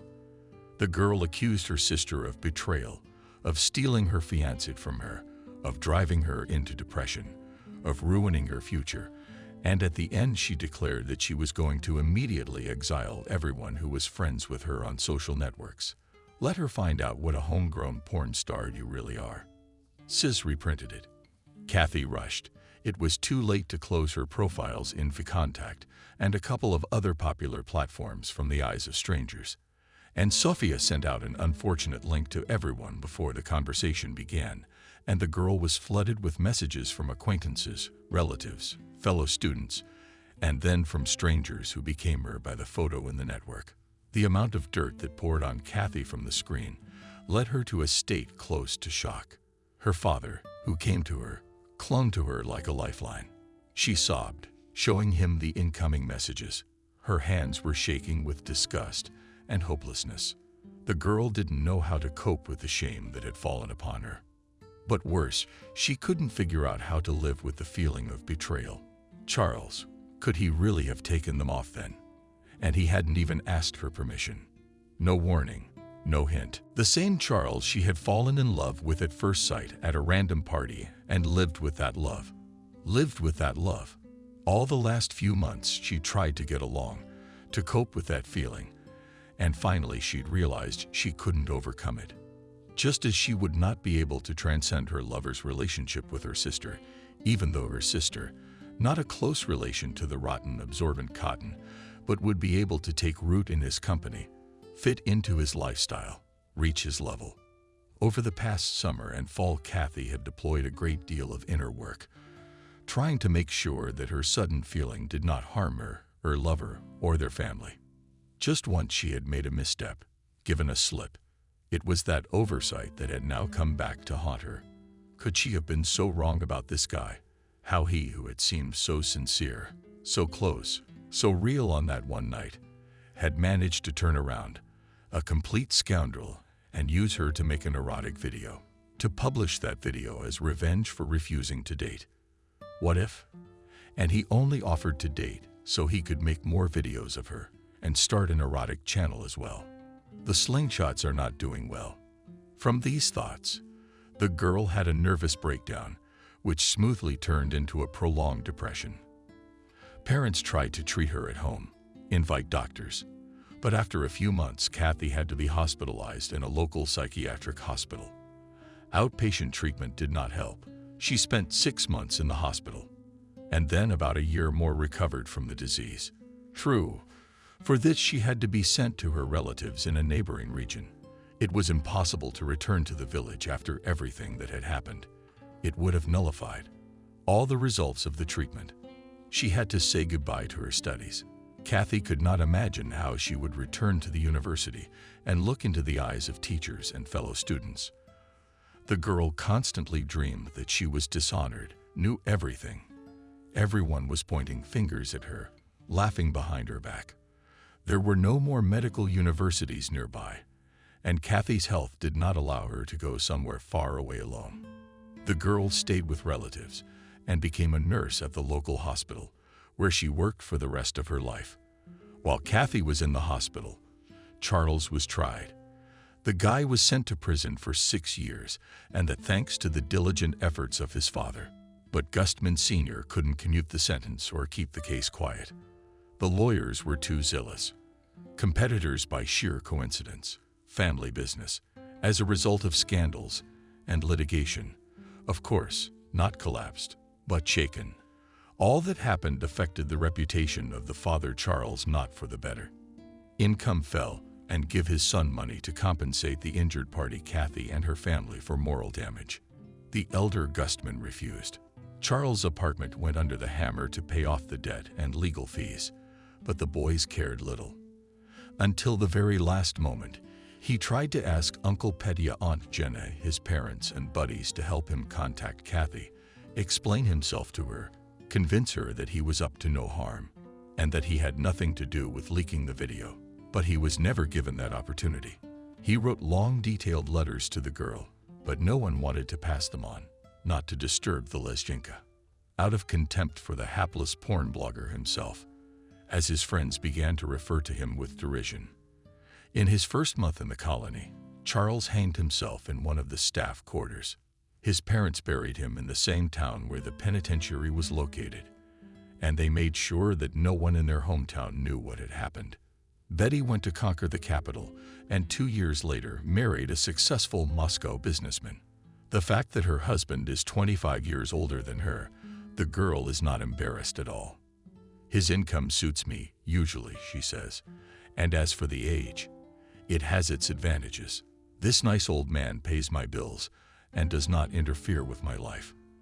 And he certainly won't ditch me for some net like a younger suitor. She adds to herself and mentally thanks Charles for teaching her a lesson. And the worst part is that she does it sincerely. Subscribe and click the bell. Robert shuddered and entered the dark room. "Come this way, please." The orderly led him down some long corridors. Finally, they found themselves in a light-filled hall. There was a table in the middle, a lifeless body lying on it under a sheet. The young man took a deep breath, trying to cope with the lump of tears in his throat. He couldn't get himself under control. "Are you ready?" The pathologist looked at Robert carefully. "Yes," the man whispered, finally regaining his composure. The orderly pulled back the white sheet, and Robert went pale and swayed, grabbing the edge of the couch. "Is that her?" "It's her, it's Melissa. There's no doubt about it." "Who are you to the deceased?" "Me, I'm her fiancé. We had everything ready for the wedding." "I'm sorry for your loss. She was so young, she should have lived and lived." "Be strong. You've got the most difficult ordeal ahead of you, the funeral." "I can't believe it." In a trembling voice, the grief-stricken man said, "She's gone. Just a few hours ago, I was hugging her, kissing her, and she was laughing. She has an amazing laugh, and now—" He touched his bride's lifeless hand. "Her hand is cold. She will never smile at me again. How can this be?" He clutched his hands to his head, groaned, "To accept such a death, I don't believe it. I don't believe it. Though I look at her and see that it is her. Death and Melissa are incompatible. It doesn't make sense. I couldn't imagine in my wildest dreams that this could happen. She loved life so much. God, why? Why did he take her away from me? How happy she and I would have been together. Why is the world so unfair? My darling, how can I be without you? If I had been with you that night, I would have saved you. I would have died, but you would still be alive. But I wasn't there. My darling, my darling? Yes, the pathologist sighed. Too bad about her and the baby. She could have had more children. She's beautiful." "What baby?" The man looked at her, uncomprehending. "You didn't know?" The doctor shrugged. "Your fiancée was pregnant, 8 weeks already. I'm sorry, this must be hard for you to hear." "Pregnant? What do you mean?" The bereaved groom looked from the orderly to the pathologist, bewildered by the unexpected news. He felt as if he had been knocked out from under his feet. "It can't be. You must have made a mistake. Melissa could not have been pregnant. I would have known. Maybe some other doctor could misdiagnose, but not me." The doctor shook his head. Robert turned pale. Are you feeling all right? An orderly asked anxiously. Why don't I take you outside? Sit here on the bench. Get some fresh air. You'll feel better. I'm sorry for you. So many things all at once on one person's head. Don't worry, you're young. It'll all work out. Time heals wounds like this. You'll meet a woman. She'll bring you back to life. Yes, I'd better go. I need to be alone. It's me. It's my fault. Robert followed the orderly, not listening to him, muttering to himself. If I'd stopped her, if I'd talked her out of going to that damn club, she'd still be alive and I didn't insist. Who could have stopped her, though? I agreed with her on everything. I couldn't say no to anything. Melissa, my Melissa, I'll never forgive myself for this. It's not your fault. No one could have known such a disaster would happen. You couldn't have known there'd be a fire, and you better not be alone now. Is there someone to take care of you? The orderly asked kindly, opening the door for him, but the young man did not hear him. He was grieving. My beloved Melissa is gone. How can I live? How can I live? Robert wandered down the alley, seeing nothing in front of him, walking and muttering to himself under his nose like a madman. My Melissa, my girl, how will I live without you? Why did you leave? I didn't keep you safe. I didn't stop you. If you'd listened to me, you'd still be alive. Honey, Melissa was fidgeting in front of the mirror, picking out an outfit. Look, what dress do you think I should wear? Her cell phone beeped subtly. Hello, don't distract me. If you keep calling every 5 minutes, I'll never get out. The girl cheerfully spoke into the receiver. I can't decide on a dress. She complained. How impatient you are. I'll be there soon. Melissa threw the phone on the bed. Kitty, help me comprehend the zipper. How do I look? Fuck this club. Robert frowned, glancing at her unhappily. It was a night to be alone together for once. We haven't seen much of each other these days.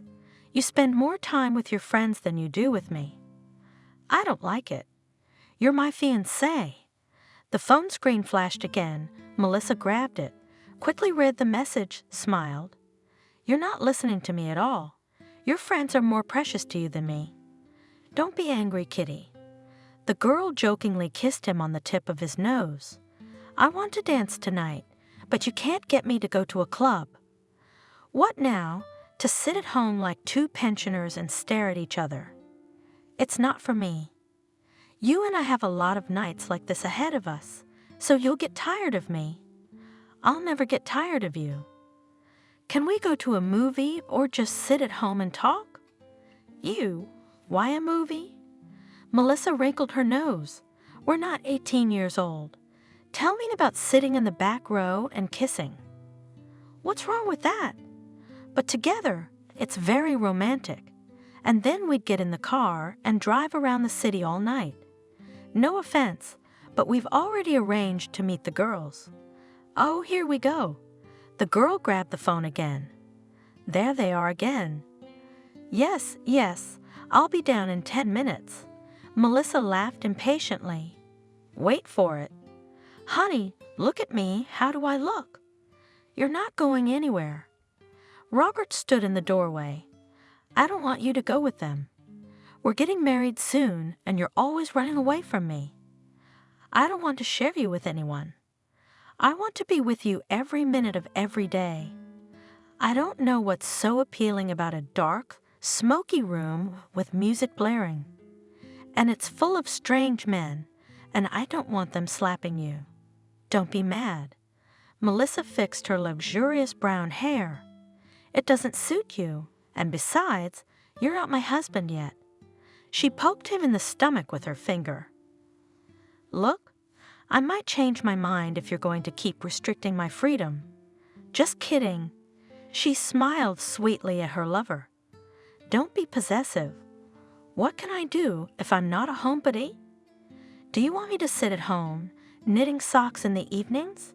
You must admit, It's very boring. And anyway, I'd like to go out a little before the wedding. Then I promise I'll only be around you. I'm all yours now, but I don't want to give up my friends either. Don't be a nuisance. She gently pressed her whole body against him. Don't keep me here, or my friends will come for me. You don't want them to make a fuss, do you? Please don't go. I missed you. I haven't seen you all day. I wanted to spend the evening with you. Why don't I cook dinner, or we can order in, and then we can sit together. Open a bottle of wine. The whole night is ours. I miss you too, my love. She gave him a quick kiss and deftly slipped past him to the exit. I feel like dancing for tonight. Her cell phone buzzed. Here's the message again. I'm already expected. Without stopping me. Throw the phone away. He tried to take it away from the girl. You're always talking to someone, texting. You don't care about me, and I'm your fiancé, your husband. I'm aware of that, kitten. Don't spoil my mood.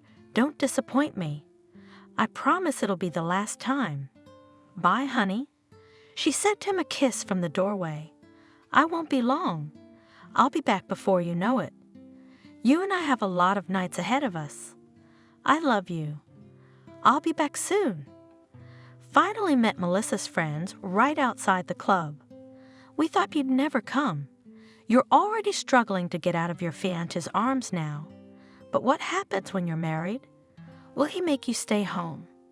It would be fun to imagine Melissa as a model mother and wife. That's hilarious. Melissa, I would love to see this picture. Can I be your firstborn's godmother? Melissa, can you cook? I'd pay a lot to see you at the kitchen table. I hope your husband dies of old age and not poisoning himself at one of the family dinners. A model wife in an apron and a frying pan in her hand. Laugh, though your jokes are inappropriate. Everything will be just the way I want it. The pretty girl replied haughtily. Robert loves me, so I have no inhibitions in our house. Why are we standing here? Let's dance. Melissa, you look amazing in that dress. Admiringly looking at her, Mason said, and me. Pouted her lips offensively, his friend Helen. And you, of course. Gently kissing her on the top of her head, reassured the young man. I'm a polite man, just had to compliment your friend. I suggest having a glass of cocktail. Melissa moved to the beat of the music. The mirror ball under the ceiling cast a glare on the dancers. The mood was perfect. For the mood, we don't mind, replied the young people and rushed to the bar. And the groom won't say anything to you? He's sitting alone at home, and you're having fun with us, and suddenly he'll get a great idea to come here. Helen took a sip, then another. Helen, Robert is the kind of man who prefers the comforts of home to the fun of the club, so I have nothing to fear.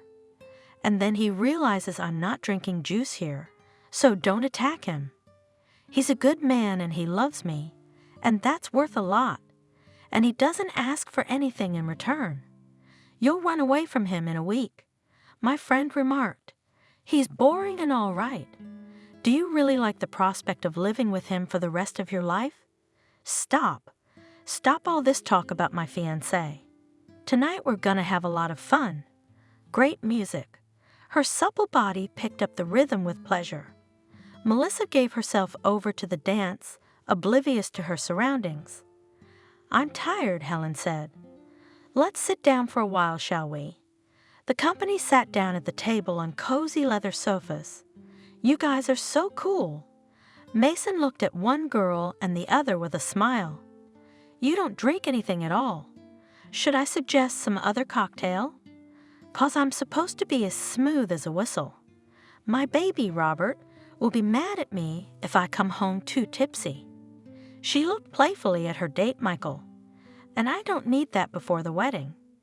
Shall we go dancing then? The man suggested. Both couples stepped onto the dance floor and moved to the music. You're so hot. Pulling her close to him, Michael said. You're a lot of fun, but I'm looking forward to more. You wouldn't deny me the pleasure of kissing you somewhere in a private corner of this room, would you? Careful. Melissa laughed, tilting her head back to get a better look at her companion. I'm married without 5 minutes. So what? The man's eyes reflected desire and admiration for the girl. Today your fiancé is not around, and you are mine for this evening. Isn't that right? I dreamed to take off this dress, to feel under my palms your silky skin. You want that too, don't you? Admit it, I can see you're trembling with impatience. Yes, I want to relax tonight. She tilted her head and laughed. She was dizzy from the cocktail she'd drunk. The music hanging in the air, the tobacco smoke, the hall lights, everything created a cheerful atmosphere. Listen, suddenly the girl stopped and looked around warily. Don't you think it smells like burning? I think so. Her companion laughed and tried to kiss his partner. It's time for a drink. Come on, our friends have been waiting for us. We should take a break. Can't you smell burning plastic? You're just imagining it. Look, everyone's dancing, and nobody notices. Don't panic.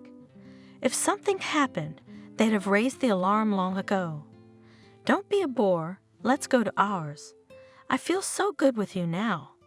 Melissa, now and then looking around, followed Michael. Anxiety did not let her go.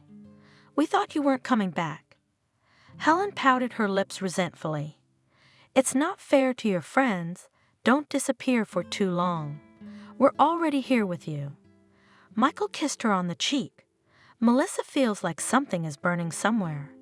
You shouldn't laugh. The girl furrowed her brow in concern. It really smells like something. Can't you smell it? Don't make it up. The man handed her a glass with a cocktail. Drink, relax. They impatiently drained the glasses. Now come with me. There's something we need to discuss. He glanced meaningfully at his buddies, picked up his companion, and headed out of the hall, looking for a place of privacy. I don't understand. Helen stared after the couple. What was Melissa thinking? She's about to get married, and she's out with someone else. And she's not afraid that Robert will tell about her adventures. She's desperate. I feel sorry for her fiancé. He'll have a lot of grief for her. None of your business. She's got her own head on her shoulders. That's what Mason said. I hope you're not going to tell Robert about Melissa. He sniffed uneasily. Hey, it does smell like burning. Shouldn't we be getting some fresh air? Suddenly the lights blinked. Once. The music stopped, and the hall became dark. Visitors began to light flashlights in their phones. Someone took a lighter in his hands. Ladies and gentlemen, a cheerful voice of a DJ sounded among the darkness. Please remain calm. A little trouble. But don't forget that darkness is the friend of youth. The room erupted in laughter. Have a blast. In just a few minutes, we will restore the club. At that moment, something sparked at the far end of the hall. Then small flames burst out of the darkness. They flickered once, twice, and then disappeared as if nothing had happened. There was silence in the hall. People froze, as if in a hypothetical dream, waiting for what would happen next. A few minutes later, as if by magic, the flames appeared again, and they immediately skidded on the ceiling, on the drapes, quickly spreading through the hall, covering more and more territory with fire. Thick, poisonous smoke, then more and more confidently began to spread in the air. Burn! There was a scream, and people rushed towards the exit. Please don't panic. The DJ exhorted into the microphone. Try to stay calm. Don't create a crowd. Don't block the aisles. Everything is under control. There's no cause for alarm. We're all going to go outside now. Don't crowd at the entrance. Club officials are doing everything they can to stop the fire. But the crowd didn't listen to him. sweeping away tables and chairs. People rushed for the exits. The word fire was like a trigger. Pushing, shouting people rushed into the street, dropping each other, trampling the feet of the unfortunate who, unable to hold on, fell at the feet of the panic-stricken crowd. Disregarding their cries for help, the club-goers were trying to get to the emergency exit. "Please don't leave me. Let me out, let me out." The voices, gripped by fear and pain, rang out. "Don't push. Don't block the entrance. You scoundrel, you hit me. Help me. I can't breathe, do something." The people, mad with fear, tried to escape from the trap they were in. And the fire was spreading faster and faster by the minute. It licked the ceiling with its flaming tongue. Hot drops of red-hot plastic dripped down from it onto the heads of the panic-stricken clubgoers. Screams and moans came from all sides. "Melissa!" cried Helen. "Where are you?" "Mason, they're nowhere. What can we do?" "We have to save ourselves. Don't slow down, or they'll crush us. I can't leave Melissa here. We have to find them." "Are you crazy? How will you find them now?" "The fire's getting closer and closer to the exit. It's gonna burn with all its might. If we don't get out in time, we'll burn alive. Is that what you want?" "What do we do? Melissa is a close friend of mine. What if they can't get out?" "Look at this. It's pandemonium. You know, honey, in a situation like this, it's every man for himself. She's not alone, Michael's with her. Maybe they're already outside." "Don't stop, I'm begging you." Smearing soot-stained tears on her cheeks, Helen said. They had already gotten out. There must be an emergency exit where they were going.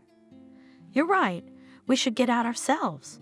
With Melissa, Michael, she's not alone. Together they won't get lost. Hold on to me. It's only a little while, and we'll be out of here. If we try to go back into the hall now, we'll be swept away, trampled. We have to follow the crowd. Michael will be able to save Melissa. You better take care of yourself." Obeying the flood of people, the young men made their way out. Mason coughed as he breathed in the fresh air. "They're gone, Mason." Looking around in horror, Helen exclaimed. "They stayed there. They're going to die. What are we going to do? Why do you worry about them?" The young man waved his hand. "The main thing is that we got out. The firemen and ambulance have already arrived. They will save them. Now just wait and do not interfere. Calm down. Nothing can be changed. Don't punish yourself." Helen sobbed on the man's chest. "They are there." Choking on her tears, she shouted, "They are still there. Melissa, we should have at least tried to help them." "Why? Why did you stop me?" There was the sound of breaking glass. Flames burst from the windows. Black clouds of acrid smoke rising to the sky. "Everybody get away from the building." A sonorous voice came through the megaphone. "Those who need medical help, come to the ambulances. Step away from the doors. Don't block the way. Let the firemen work in peace." In front of frightened people, rescuers unfolded hoses and began to extinguish the fire. The victims were taken out of the room and sent straight to hospitals in the city. That's not her. Helen rushed like mad to one ambulance and another, hoping to find her friend. She's nowhere to be found. Do you realize she stayed there? I asked you to come back. We could have saved them. We wouldn't have saved them. Mason justified himself. How could we find them in the dark? And you were dead. Who would have been relieved? I'll never forgive myself for my cowardice. I wish I had died with them. What makes you think they're dead? They'll be found and rescued. Look, they're bringing out the living. Can't you see the fire raging inside? No one could survive in there. Jesus, how are we going to tell Robert that Melissa died? I dread to think what will happen to him. It's none of our business. Let the police handle it. Let's go home. I'm tired. I want to wash up and go to bed. You can't help them now. How can you think about it? Poor Melissa, to die just before the wedding. Why do we have to go to the club tonight? Please don't split up. The voice on the megaphone has come through again. It is necessary to clarify the number of injured and dead. If you can't find those who were with you at the club, please approach the police officers and give information about the missing. We have to do that. Helen pulled Mason with her. Do you have any idea what Robert's going through right now? He's waiting for Melissa to come home, and she's gone. We have to report her, at least this last little thing we have to do for them. You do as you wish, but I'm going to the police. The young men headed for the Temporary Information Collection Center. Finally, Mason managed to convince Helen to go home. Robert could not sleep a wink until morning. Anxiety was growing in his soul. Why had Melissa turned off the phone? He wondered. She should have been back long ago. What could have happened? Where to look for her now? Should Helen call? What if Melissa decided to stay the night? She didn't want to wake me up. With shaky hands, I dialed the girl's phone number, but her cell phone was unavailable. Where are they all? Should I call the police or wait? The man couldn't find a place. Time passed, and his beloved never appeared. He did not notice how tired of waiting he fell asleep. It seemed to him that he only closed his eyes for a second, and then he was startled by a sudden phone call. Robert? He heard an unfamiliar voice in the receiver. Hello. I am compelled to inform you that your fiancée Melissa was killed in a nightclub fire. We're very sorry for your loss. How did she die? A man stood in the middle of the room and couldn't move. This can't be happening. She can't be dead. We're about to get married. What happened? You must have made a mistake. It's not her. I'm sorry, but it's true. It was a tip from some friends she was out with that night. The electrical wiring in the club caught fire. The fire spread quickly. People panicked. Your fiancée couldn't get out of the room. Her buddies confirmed she was definitely there. You'll have to come down for a lineup. I know it's a difficult procedure, but we need your testimony. I don't believe it. Stunned, staring at the blacked-out screen, Robert said, She can't be dead. It's not true. What about our wedding? No, it can't be. They were wrong. These people are definitely wrong. I'll go right now and prove it wasn't Melissa. She was just playing a joke. He fidgeted, getting ready. His head was buzzing, his thoughts jumbled. The man could hardly understand what was going on. Half an hour later, he was already standing in front of the medical examiner's office. After gathering his courage, he pulled the heavy door open. It's good that they came at once. The pathologist looked sympathetically at Robert. We'll get her back to you as soon as possible. Maybe it's not my fiancée. Robert looked pleadingly at the man. That's why we asked you here. You must be absolutely certain that this is your fiancée. Ready? I'll get it.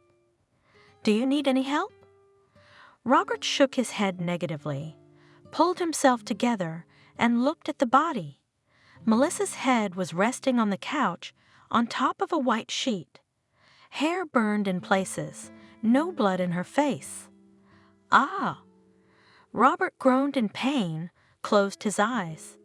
His fingers clenched into a fist of their own accord. Is this Melissa, your fiancée? Do you recognize her? Yes, that's her. The young man barely spoke. He refused to believe that Melissa, his adored Melissa, was lying immovably before him. Her face was a grimace of horror and pain. My condolences. The pathologist was silent. I think you should know that your fiancée was drunk, so she couldn't get off the premises. And also, he stopped talking again. She was pregnant. Pregnant how? Robert was confused. She didn't say anything. Probably didn't have time. The lost young man headed for his car. He hardly realized what was happening. The most difficult ordeal lay ahead of him. All their friends and family had gathered for the funeral. Robert refused to believe that Melissa was gone. The farewell ceremony passed as if in a dream. Already at the wake, when almost everyone had left, Helen sat down with him. "Robert," the girl sympathetically squeezed his hand. "I'm sorry about what happened. I am to blame for Melissa's death."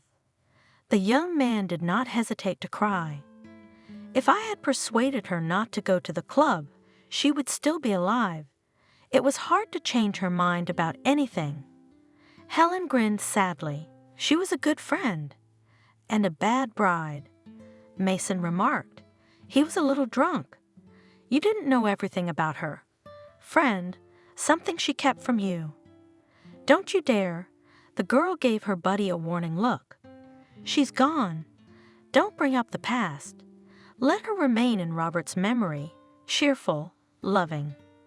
"I will not hide the truth from him," Mason said stubbornly. "Robert, you must know I have no right to be silent. It is very hard for me to see you suffer. She was unworthy of your love. She is not a woman to suffer for." "What are you saying?" "She was the best woman," tiredly objected the serene young man. "And now she's gone. I can't imagine life without her. She was everything to me. I'm dead, crushed, ruined. I don't want to live. She wasn't faithful to you. There at the club, Melissa was with another man. She cheated on you all the time. She cheated on you just before the wedding. That fateful night, she was seeing another man. You're lying. Robert's eyes are bloodshot. You have no right to besmirch my fiancé's good name. She loved me. Melissa never cheated on me." "Why? Why do you say such a disgusting thing?" "My poor girl. She can't even contradict you." "Robert, calm down." Helen tried to stop him. "And you shut up." She went after Mason. "Can't you find another time for this kind of news? Can't you see the state he's in? You're hurting him. Let him find out now, and from us, the police will tell him anyway. Robert, Melissa died because she and Michael were drunk and making love somewhere in the back of the club. That's why they couldn't get out. When the lights went out, there was panic. We had no chance of finding them. You know, in a situation like this, it's better to move with the crowd, especially since we were expecting to see them on the street. I don't believe a word of it." Robert looked at Mason with unseeing eyes. "Melissa couldn't cheat on me. I don't know why you're trying to defame her, but for God's sake, shut up. I don't want to hear this filth. You're lying. You've always been jealous of our love for her. Of course, this is the right moment to talk trash about my Melissa, but you won't succeed. Understand. I'll never believe she went behind my back to see another man. She was pregnant. We were going to have a baby. She didn't have time to tell me. How hard it is for me to know that I will never be able to kiss my beloved Melissa again, never hold our baby in my arms. I'm alone without her. I don't know why I'm still alive. It's not your baby." Helen said sadly. "I'm sorry you're just finding out now. You too." Robert exclaimed sadly. "She was your friend. She trusted you. How can you accuse her of cheating on you? Why would you want to besmirch Melissa's good name? I'm sorry I didn't tell you sooner. I was hoping Melissa would tell you herself. So you knew. You knew she was cheating on me and encouraged them to see each other. You're 100 times worse than she is. That's your business." Helen objected. "Did I have the right to judge Melissa? She promised to tell you everything and to stop seeing men. Why are you telling me all this now?" Robert clenched his fists painfully, shakily stood up from the table. "Get out of our house," he said softly, putting so much hatred into his voice that Helen and Mason recoiled in fear. "I don't want to see you again ever. Forget my number. I have no more fiancé. I have no more friends. Remember, I didn't believe you. My Melissa was pure and honest and loved me. No matter what you say about her, you can't convince me otherwise. You shouldn't do that." Helen quickly got out from behind the desk and made Mason get up. "I thought you needed to know the truth. And you asked me if I wanted to know it now." He slumped heavily in his chair, clutched his head, and froze, consumed with grief.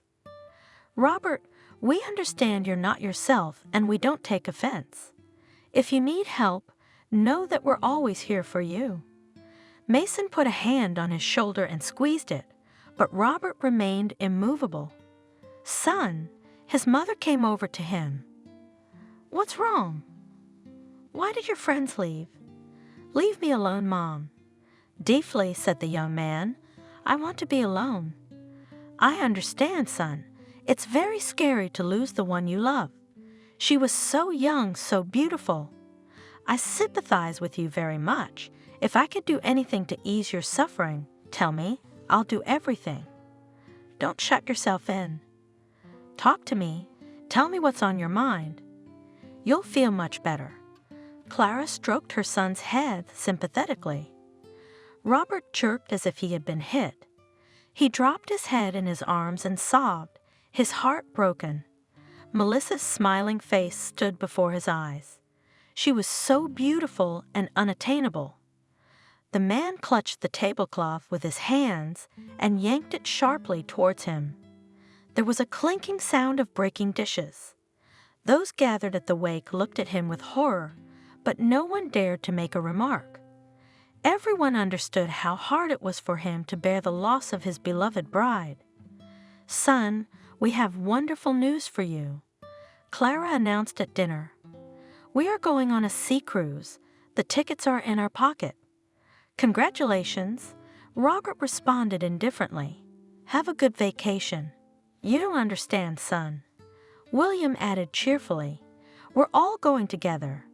It's been so long since we've been on a family vacation, and it's all worked out so well.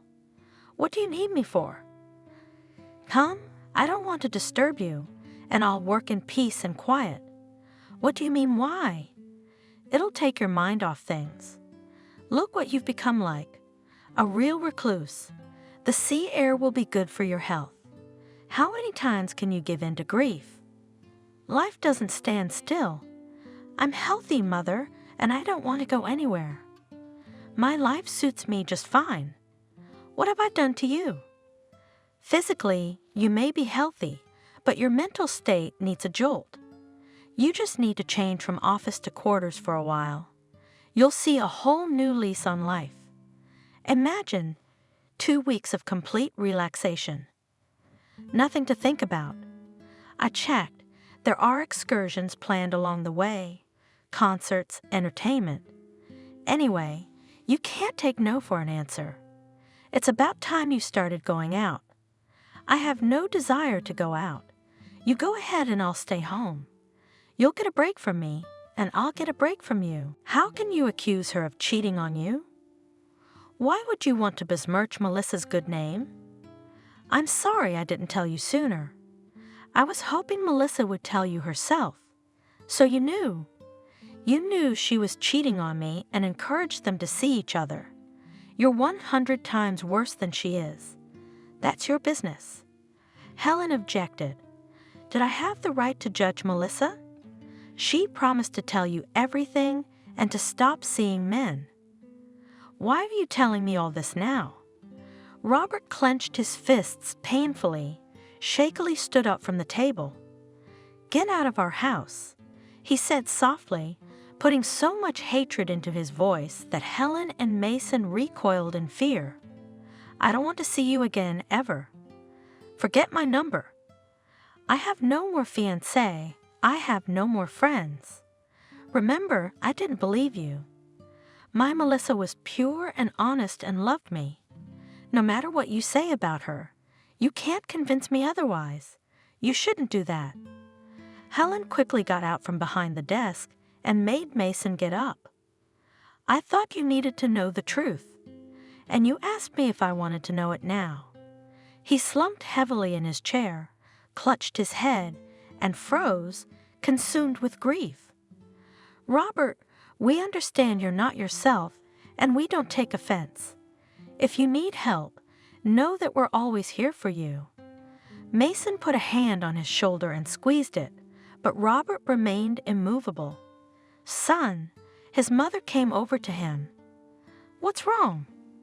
Why did your friends leave?" "Leave me alone, Mom," deeply said the young man. "I want to be alone." "I understand, son. It's very scary to lose the one you love. She was so young, so beautiful.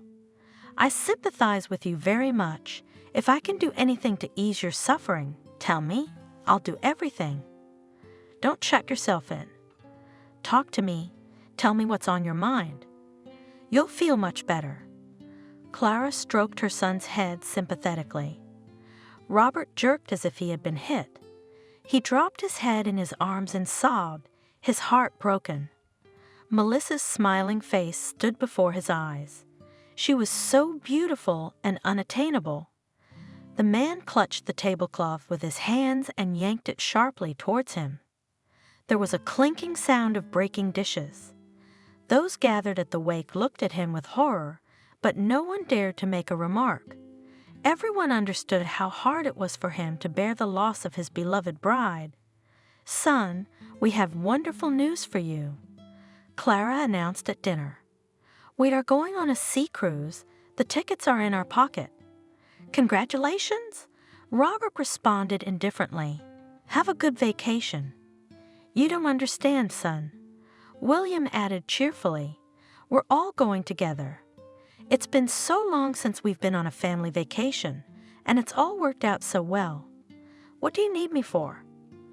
"Come, I don't want to disturb you, and I'll work in peace and quiet." "What do you mean, why?" "It'll take your mind off things. Look what you've become like. A real recluse. The sea air will be good for your health. How many times can you give in to grief? Life doesn't stand still.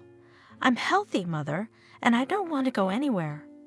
My life suits me just fine. What have I done to you? Physically, you may be healthy, but your mental state needs a jolt. You just need to change from office to quarters for a while. You'll see a whole new lease on life. Imagine 2 weeks of complete relaxation. Nothing to think about. I checked. There are excursions planned along the way, concerts, entertainment. Anyway, you can't take no for an answer. It's about time you started going out.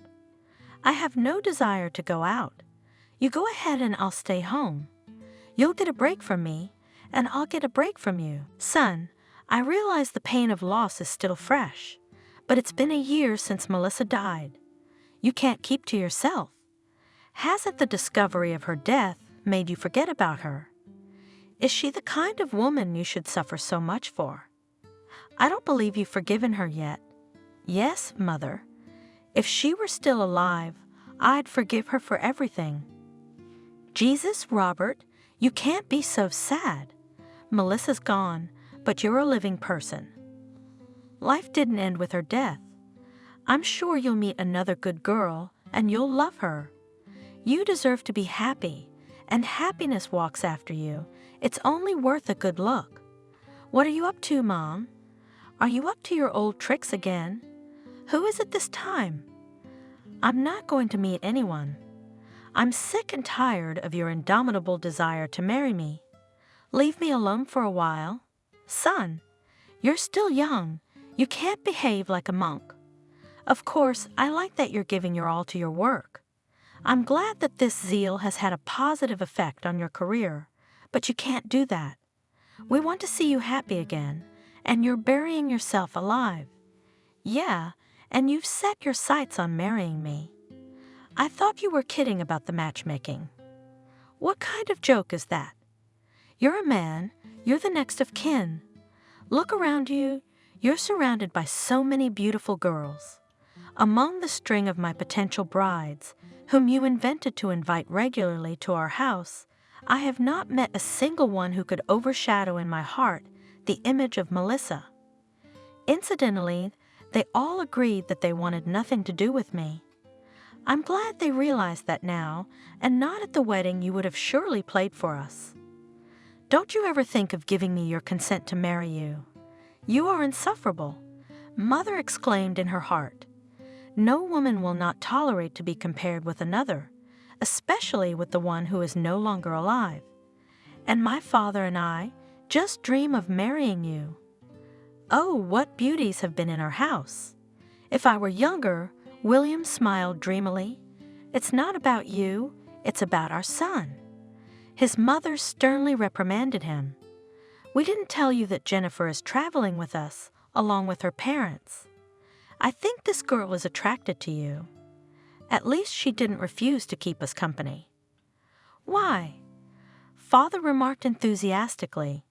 It's not a bad option. She's a docile, quiet girl, and she'll make a good wife. With your character, you cannot choose.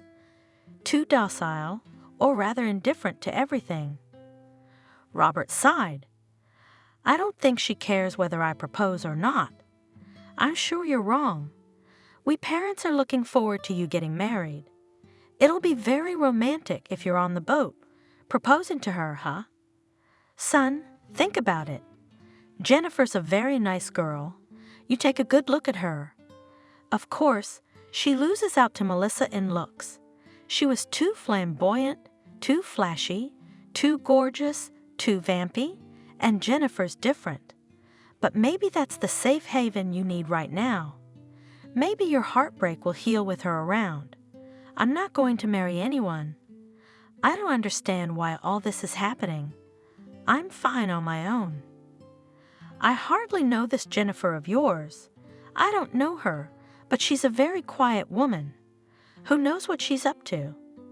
You'll have a good chance to get to know her on the boat. Son, I can see you like her too. Don't make it up, Mom. I hardly recognize her in a crowd. And you can't get to know a person properly in 2 weeks. Let's not guess. Let's take a trip and see what happens. Don't deny it. You'll have to think about marriage and a bride sometime. Let it be Jennifer. Son, William put a hand on his shoulder. We're not forever, and we need to know that you won't be alone. We still have grandchildren to look forward to. And look at the girl. She's the right one, and she won't betray you, not like your Melissa. Father. Clara looked at him reproachfully. Don't hurt the wound. And you, Robert, think carefully before you refuse. All right, have it your way. The young man waved his hand. Well done. That's a good girl. You'll thank us at the end of the trip. A week later, Robert stood on the deck of a pleasure boat and watched the shore moving away. Robert, entering the cabin, demanded his mother. Let's go to dinner. Stop staring at your laptop. Jennifer's parents invited us. I really hope that if not today, then tomorrow you will surely propose to her. Mom? Robert begged, leave me alone. Here I am, sitting in my cabin, not touching anyone working. If you want this wedding so badly, make your own arrangements. I don't want any part of it. You've already made up your mind without my involvement. Keep doing what you're doing. One thing I can promise, if I can't avoid the wedding, I'll try to attend it in person. You're joking already. That's a good sign. It means recovery is just around the corner. My boy, we'll take care of the wedding preparations, you bet. But the marriage proposal will have to be yours. Quit your job. We're waiting for you at the restaurant. Okay, Mom. My son sighed. I'll be there, as long as it's over quickly. Good for you. True, everything is just beginning, but this is already details. I will not scare you. Promise me you won't take too long to propose. Clara walked away, leaving Robert in deep thought. He didn't want to go anywhere, but he realized that he couldn't avoid the dinners together. Without desire, Robert packed up and went to the meeting. The young people were assembled. The parents greeted him with cheers of joy. "We never thought we'd see you today. Look how much fun!" William nodded his head toward the deck, where the passengers were dancing. The organizers were holding some kind of contest. "Jack and I have decided to join the dancing group. Our ladies refuse, and we're not going to sit still." "Right, Jack?" "That's right." Jennifer's father agreed. "But are we here to eat or sleep?" "We've got to have fun." "Why don't we leave the young people alone?" suggested Doris, Jennifer's mom. "And we'll have some old times' sake." The young people were left alone. Jennifer was staring off into the distance. "Jennifer?" Robert spoke. "How do you feel about our parents wanting us to get married?" "I don't know," she shrugged. "I'm going to have to get married someday anyway." "Why not do it now? Your candidacy suits me fine." "You saying that as if it doesn't matter to you who will be your husband." "Why not?" "I'm not that cynical. You're really not the worst option. So you'd be willing to be my wife." "Why not?" She shrugged her thin shoulders again. Robert was surprised that Jennifer didn't try to make him feel comfortable. She didn't look at him at all, turning her brown eyes away from him. Outwardly, she seemed very calm, but her inner tension was revealed only by her fingers tightly locked together, the occasional twitching of her lips, and a pale face that had not a speck of blood on it. "Don't you want to know how I feel about you?" "Why should I? If even we are to be married, playing a couple in love is not at all necessary. Family life is stronger when it's built on mutual respect. Passion will fade over the years, but respect will remain. Isn't that right?" Meanwhile, the parents are back. "Oh, the kids."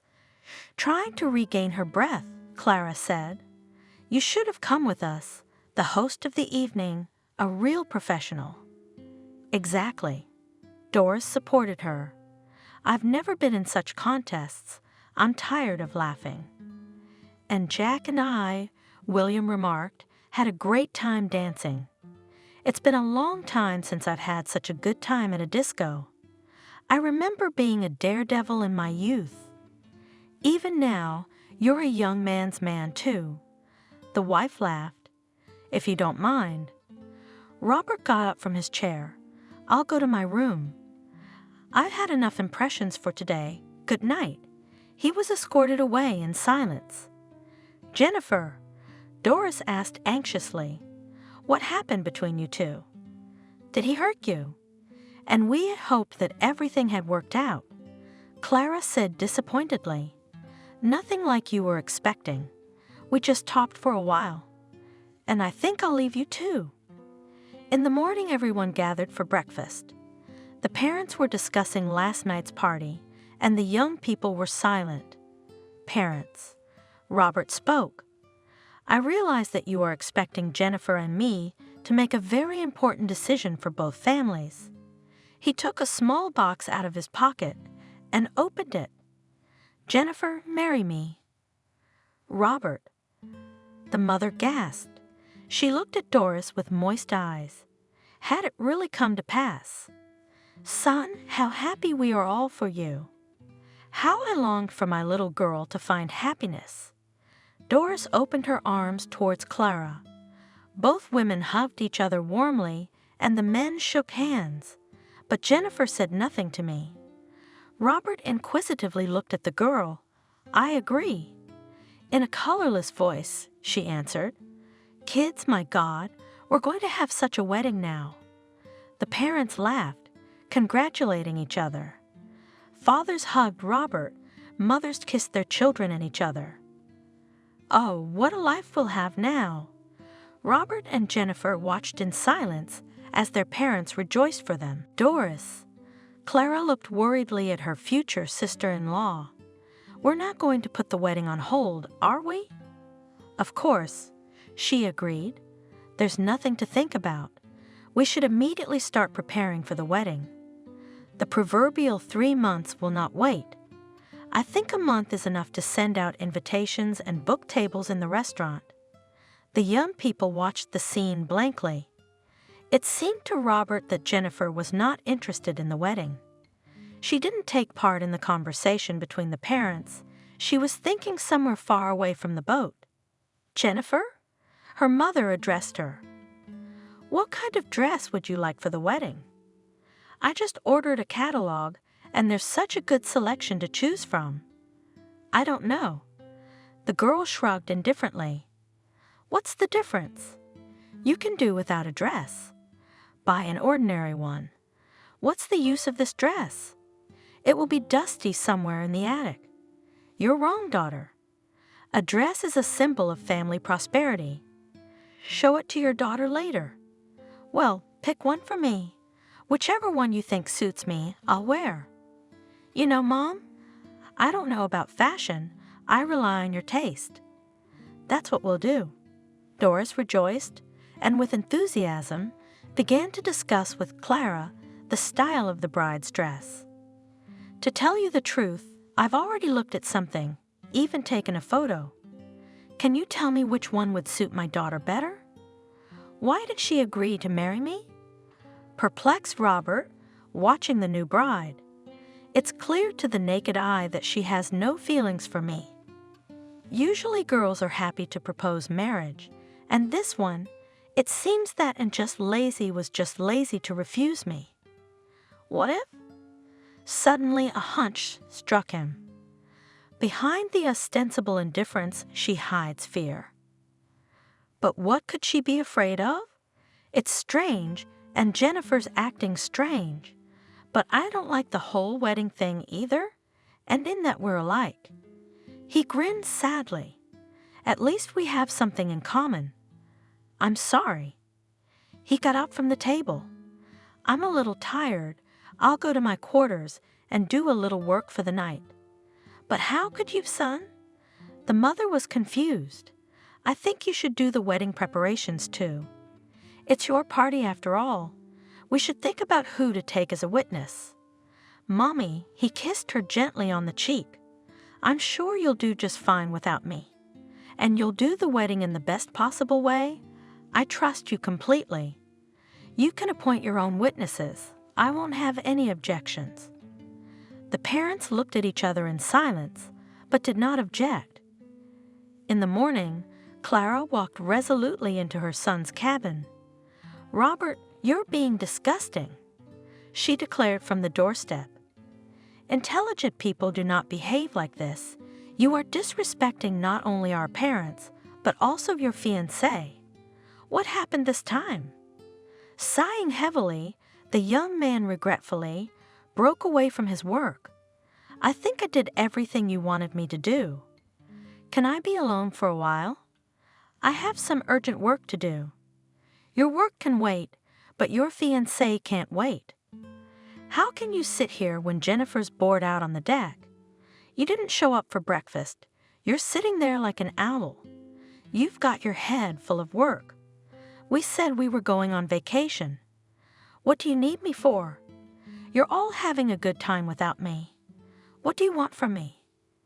"I don't interfere with anyone. I agree with everything. I'm decent. Are you putting a price on yourself? Have you forgotten how to woo a girl? You're a young man. Don't you want to flirt a little?" "Mom, in your scenario of my marriage, there was no wooing of the bride. I did more than that. I asked you to marry me." "Are you kidding me?" The woman was offended. "We arranged your personal life, and you ungrateful, laughing at us. I didn't expect it. All my heart ached for you so shortly, and to heart attack to live, and he still laughs. I'm sorry. I didn't mean to offend you." "I'm sorry. I didn't mean to offend you." Robert jokingly put his hands in the air. "I give up. You can't resist such ironclad arguments. I'll be on deck in a few minutes. Believe me, I'm very grateful to you and Dad for taking care of me. In case you haven't noticed, I'm all grown up and I'm not jumping up and down on one leg. I still love you parents." "Oh, son, son, what has this tragedy done to you?" Even the humor turned black. The mother left, shaking her head. The young man quickly changed his clothes. "What am I going to talk to Jennifer about?" He thought. "She shows no interest in me. Does she want this wedding or not? I don't know how to start a conversation. Okay, I'll figure it out on the spot. I'll see if I can get her to like me. She doesn't seem very talkative." Jennifer, her parents, and Robert's parents are all seated in cozy chairs on the deck. "Jennifer?" Doris cheered. "Here comes Robert. Take a walk. It's a beautiful morning. You'll be distracted. It will do you both good." Jennifer was silent, put down the book she was reading, and stood up. "Do you mind going for a walk?" asked the young man. The girl nodded silently. They walked along the deck of the motor ship. The wind was developing Jennifer's dark hair. She tossed it back every now and then. "I see." Robert was the first to speak, when they were far enough away from their parents. "You're not thrilled about the idea of getting married either, are you?"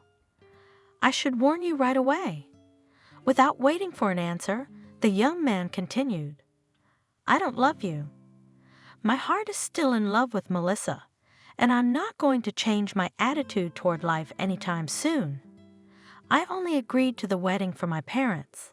You're the least of the evils my parents offered me in the form of a string of suitors for my heart.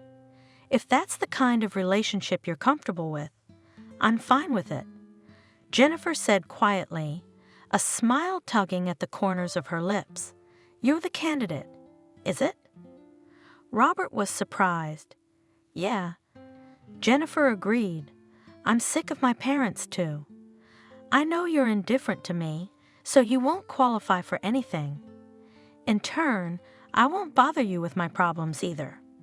We'll live our lives as we used to. We'll have a perfect family. Almost nothing will change except the stamp in the passport.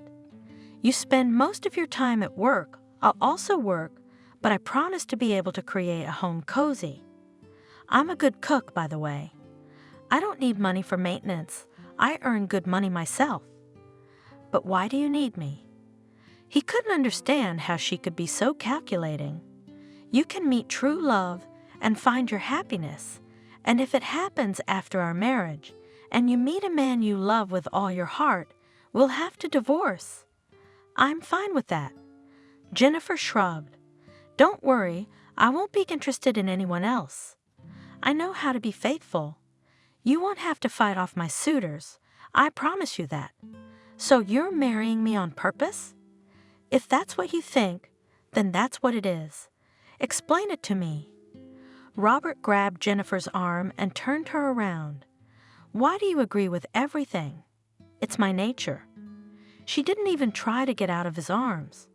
She just squirmed, not knowing what to expect from her fiancé. "I'm used to agreeing to everything, and I like solitude as much as you do. That's why we'll be good together. We won't interfere with each other." "But that's not right." Robert shook her gently, trying to meet her gaze, but she avoided looking at him.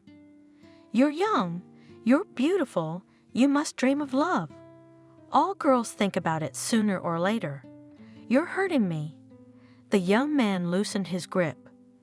Jennifer freed himself from his arms. "Let's just stand and look at the sea, shall we? See." She stretched her hand out into the distance. Dolphins always dreamed of seeing them. They stood in silence for a long time, looking at the sea. Already in the evening, alone in the cabin, Robert could not sleep. The conversation with Jennifer did not go out of his head. She was strange, he thought, lying with his eyes open. She wasn't interested in what her parents had come up with for the wedding. She didn't ask what guests would be there. She didn't even argue with the candidate of the witness. "For the first time I see such a girl. Why does she behave like this? What is she hiding?" Jennifer intrigued him more and more. On the third day, in the evening, he himself invited her to go out. Her parents looked at each other meaningfully, smiling happily. You don't have to study me at all. Jennifer remarked, I feel fine with a book in my hands. We don't owe each other anything. It's a lovely evening. I don't feel like sitting in the cabin. Robert was quiet for a while. I've been meaning to ask you for a long time, but I've never had the chance. I remember you and Melissa were good friends. You know the truth, don't you? I know some things, of course, but I'd like to hear Melissa's story from you. I suddenly realized I could trust you. Tell me everything you know about her. I don't know anything, she protested. She didn't tell me much, and we weren't really close friends. She liked to have fun, and I preferred to spend my evenings at home and work a lot. I think you do. Robert insisted, but you don't want to tell me so as not to upset me. I really need to know the truth. This year I lived as if in a dream. I didn't want to see or hear anyone. I experienced everything in myself. I tried to forget and could not accept the loss and the fact that Melissa was not alone on that tragic day. I didn't want to believe that she was lying to me. I didn't want to talk about it.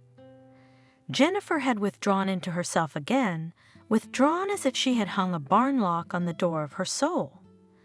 Robert groaned with frustration, slammed his fist against the rail of the boat. Of course, it was rolling around in his head.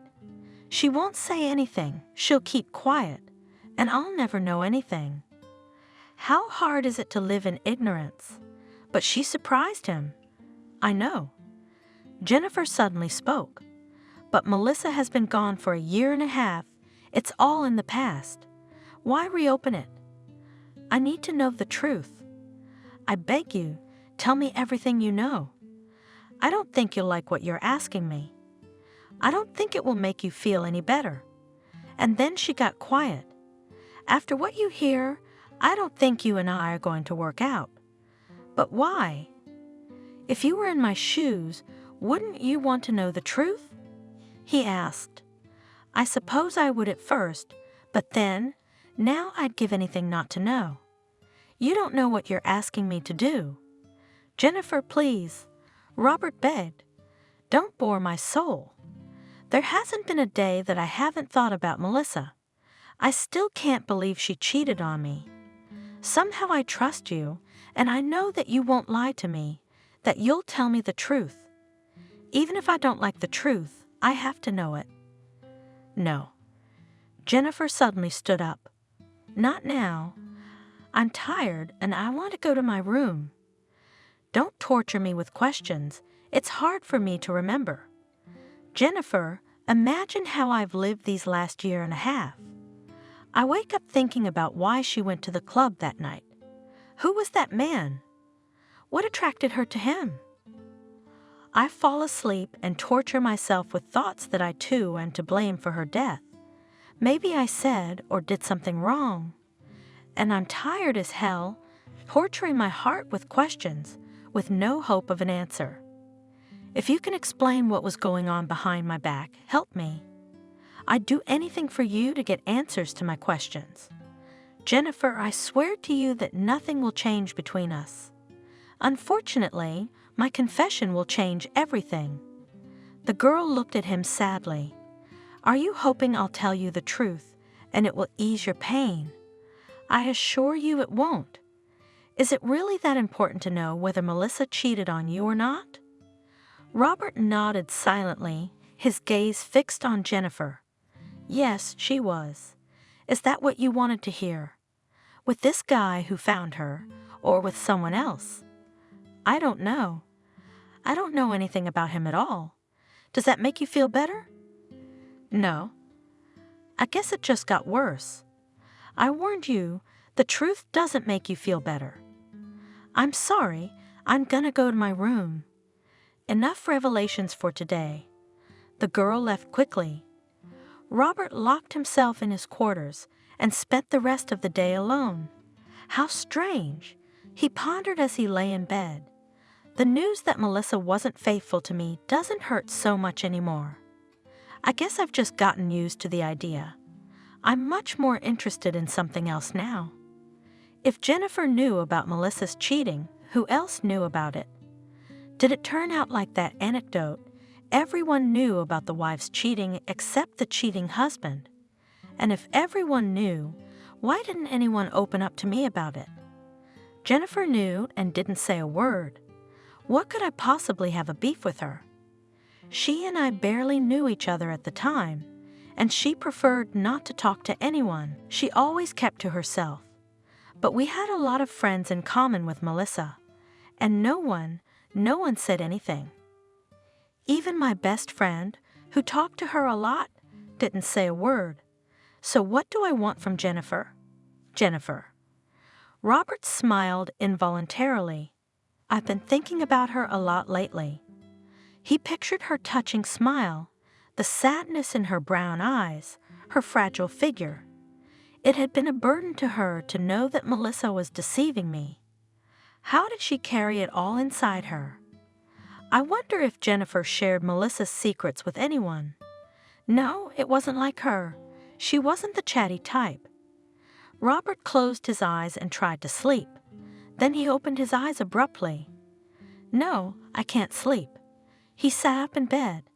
I'm going to go to Jennifer and make her finally tell me everything. What's the use of putting off an explanation?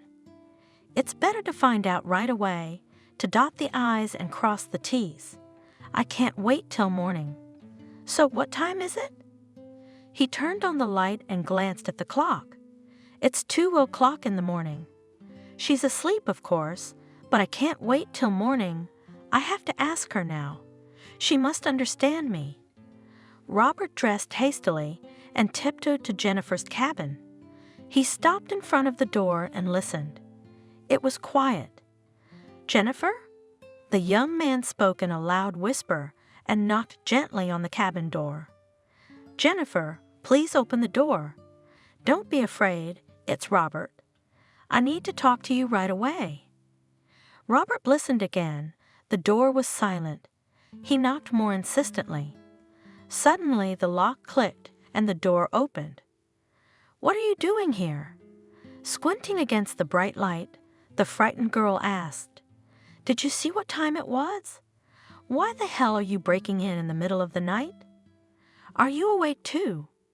He asked, noticing her tear-stained eyes. What business is it of yours? What do you need? Didn't your parents explain to you as a child that it's unseemly to pry into an unmarried girl's room at night? I don't want to get sentimental. We need to talk urgently. Shortly answered the young man. Let me go. I don't want to be caught at this late hour. Come in. The girl opened the door, wrapped in a silk robe. She immediately climbed into bed and covered herself up to her chin with a blanket and pointed to a chair in the corner of the cabin, a decent distance away from her. Is she afraid of me? Robert wondered, noticing that Jennifer was trying to stay away from him. So what do you want from me? Jennifer, I am neither a psychologist nor a physiognomist, but I immediately realized that besides cheating on Melissa, you are hiding some other secret. I want to know about it. Have you revealed it to anyone else? Tears ran down the girl's face. Don't cry, please. The man moved to the bed, took her hand in his. She squirmed, but didn't remove her hand. Tell the truth. It will make you feel better. I can see something's bothering you. You and I will soon be husband and wife, and I don't want any misunderstandings between us. Don't be afraid to tell me. Believe me, nothing will change between us. I can't. Jennifer whispered, swallowing her tears. I just can't. You have no idea how much this will change everything. Jennifer, I promise. Everything I hear will stay forever within the walls of this cabin. No matter how much I feel hurt by your words, I swear I will not retaliate. If you fear I will retaliate for the truth about Melissa, that includes her, does it not? Am I wrong? I just want to make you feel a little better. This secret's gonna kill you. You need to tell someone. Look at me. He made her look up at him. You can trust me, okay? Believe me, I'm not your enemy. You don't know what you're asking, so tell me. I want to know the truth, okay? I don't want to be an ostrich with my head in the sand. I've lived like that for the last year. It's time to let go of the weight of my heart. I'm tired. He was so convincing that Jennifer couldn't stand it anymore, she spoke up. You're right in saying that Melissa and I were friends. Not just friends, classmates. Sisters, perhaps even, because we were so close. We did homework together, often spent the night at each other's houses, like best friends should. Jennifer didn't look at Robert. She was concentrating on the blanket, which gave away her inner turmoil. I loved her and trusted her immensely. She seemed to love me too. I admired her courage, her looseness, and I wanted to be like her. She drove the boys crazy and told me about her affairs. I envied her because I was afraid to even look in a boy's direction. Yes, we were close, though very different. The girl sobbed, and the young man took her hands in his soothingly. Jennifer. Melissa stretched sweetly, pulling away from her textbook. It won't be long now before we finally graduate. 11 years had flown by so quickly, they haven't flown by yet. That's reasonable, Jennifer remarked. You're as stupid as your mother. Guess who my adoring wife will believe? Jennifer sat silently with her head bowed. Every word her father said hurt her. What did you think, daughter? War is war. If you keep quiet, everything will stay the same. And if you don't, but you've already realized what awaits you and your mother, you think I'm kidding? Be thankful I'm not going to divorce her, even though I'm sick to death of her. One more thing. Now that you know everything, Melissa will live with us while your mother's away on business, and God forbid you do anything to reproach her. It's my decision. If you don't like it, get out of my house. I've put up with both of you for too long already. Darling, suddenly they heard the purring voice of Melissa, and both of them shuddered. How much longer are you going to deal with your daughter? I missed you. The girl was in a pink, semi-transparent pajuara, which did not hide the appetizing forms of the seductress. On the contrary, attracted the man's gaze, igniting his desire. We're done now, aren't we, Jennifer? Without embarrassing his daughter, Jack kissed his mistress passionately. Good night, daughter. Remember my words. Jack gently placed his hand on the round buttock of the beauty, squeezed it.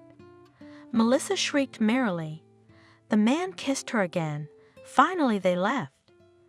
Jennifer sat still, only flinched when the bedroom door slammed shut.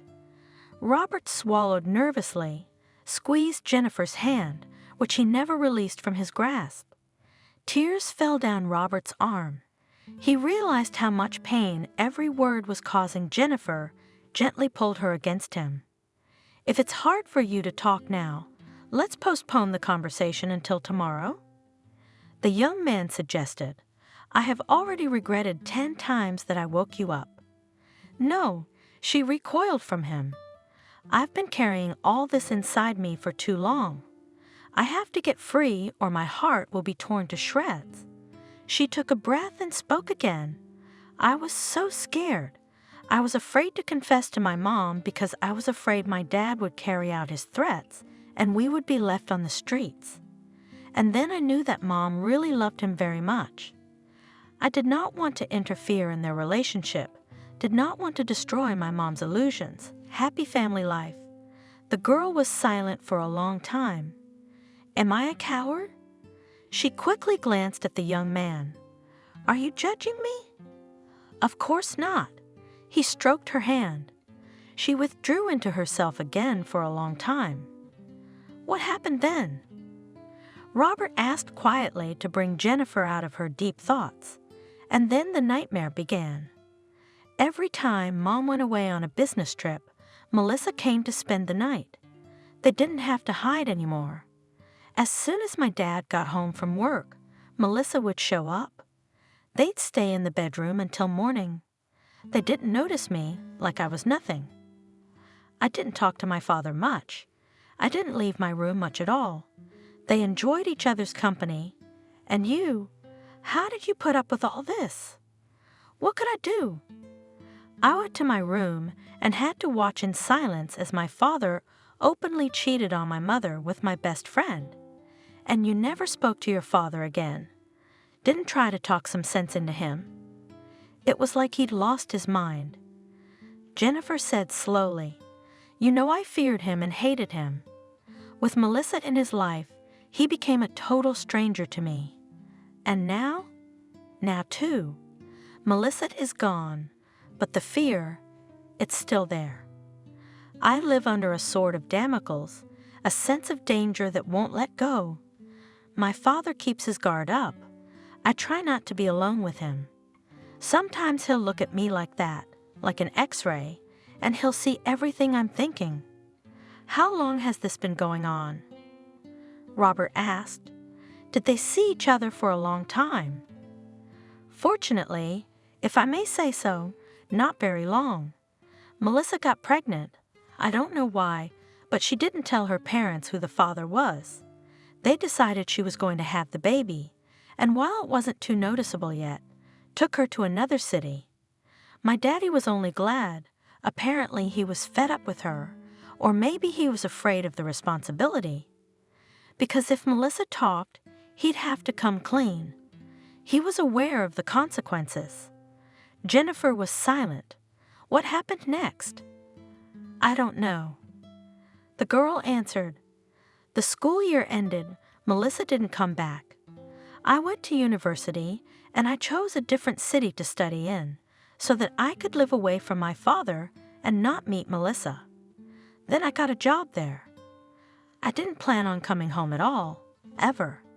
It was hard for me to see my mom, who continued to admire my husband. I hated seeing my father. I wanted to forget everything. And yet you came back. It just happened." Jennifer furrowed her brow tensely. "My job had been downsized, and I had been fired first, even though I'd had no complaints. And I've worked longer than most people. My mom says I'm shy. First we have to pass our exams. Then we can say goodbye to school. Hey friend, can I sleep over tonight? What's wrong? This is the third night in a row you've stayed over. I'm not sorry, of course, especially since Mom's away on business again, but it's still weird. Why don't we sleep at your place? I'm sick of my dad's remarks about what I didn't do. He'll always find something to pick on. Our parents are in trouble again." Melissa wrinkled her nose. "I don't want to stay at home and listen to their quarrels. They always share something, and I get hit, as if it's my fault that they got married and gave birth to me."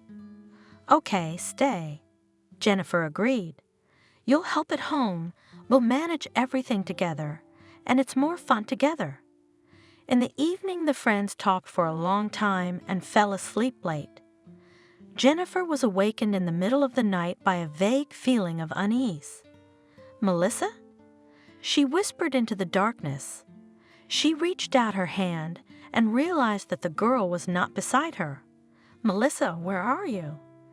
Jennifer sat up in bed, listening. A minute passed, another. Her friend did not appear. Where had she gone? Getting up, Jennifer muttered. Did she get lost? Is she stuck in the toilet?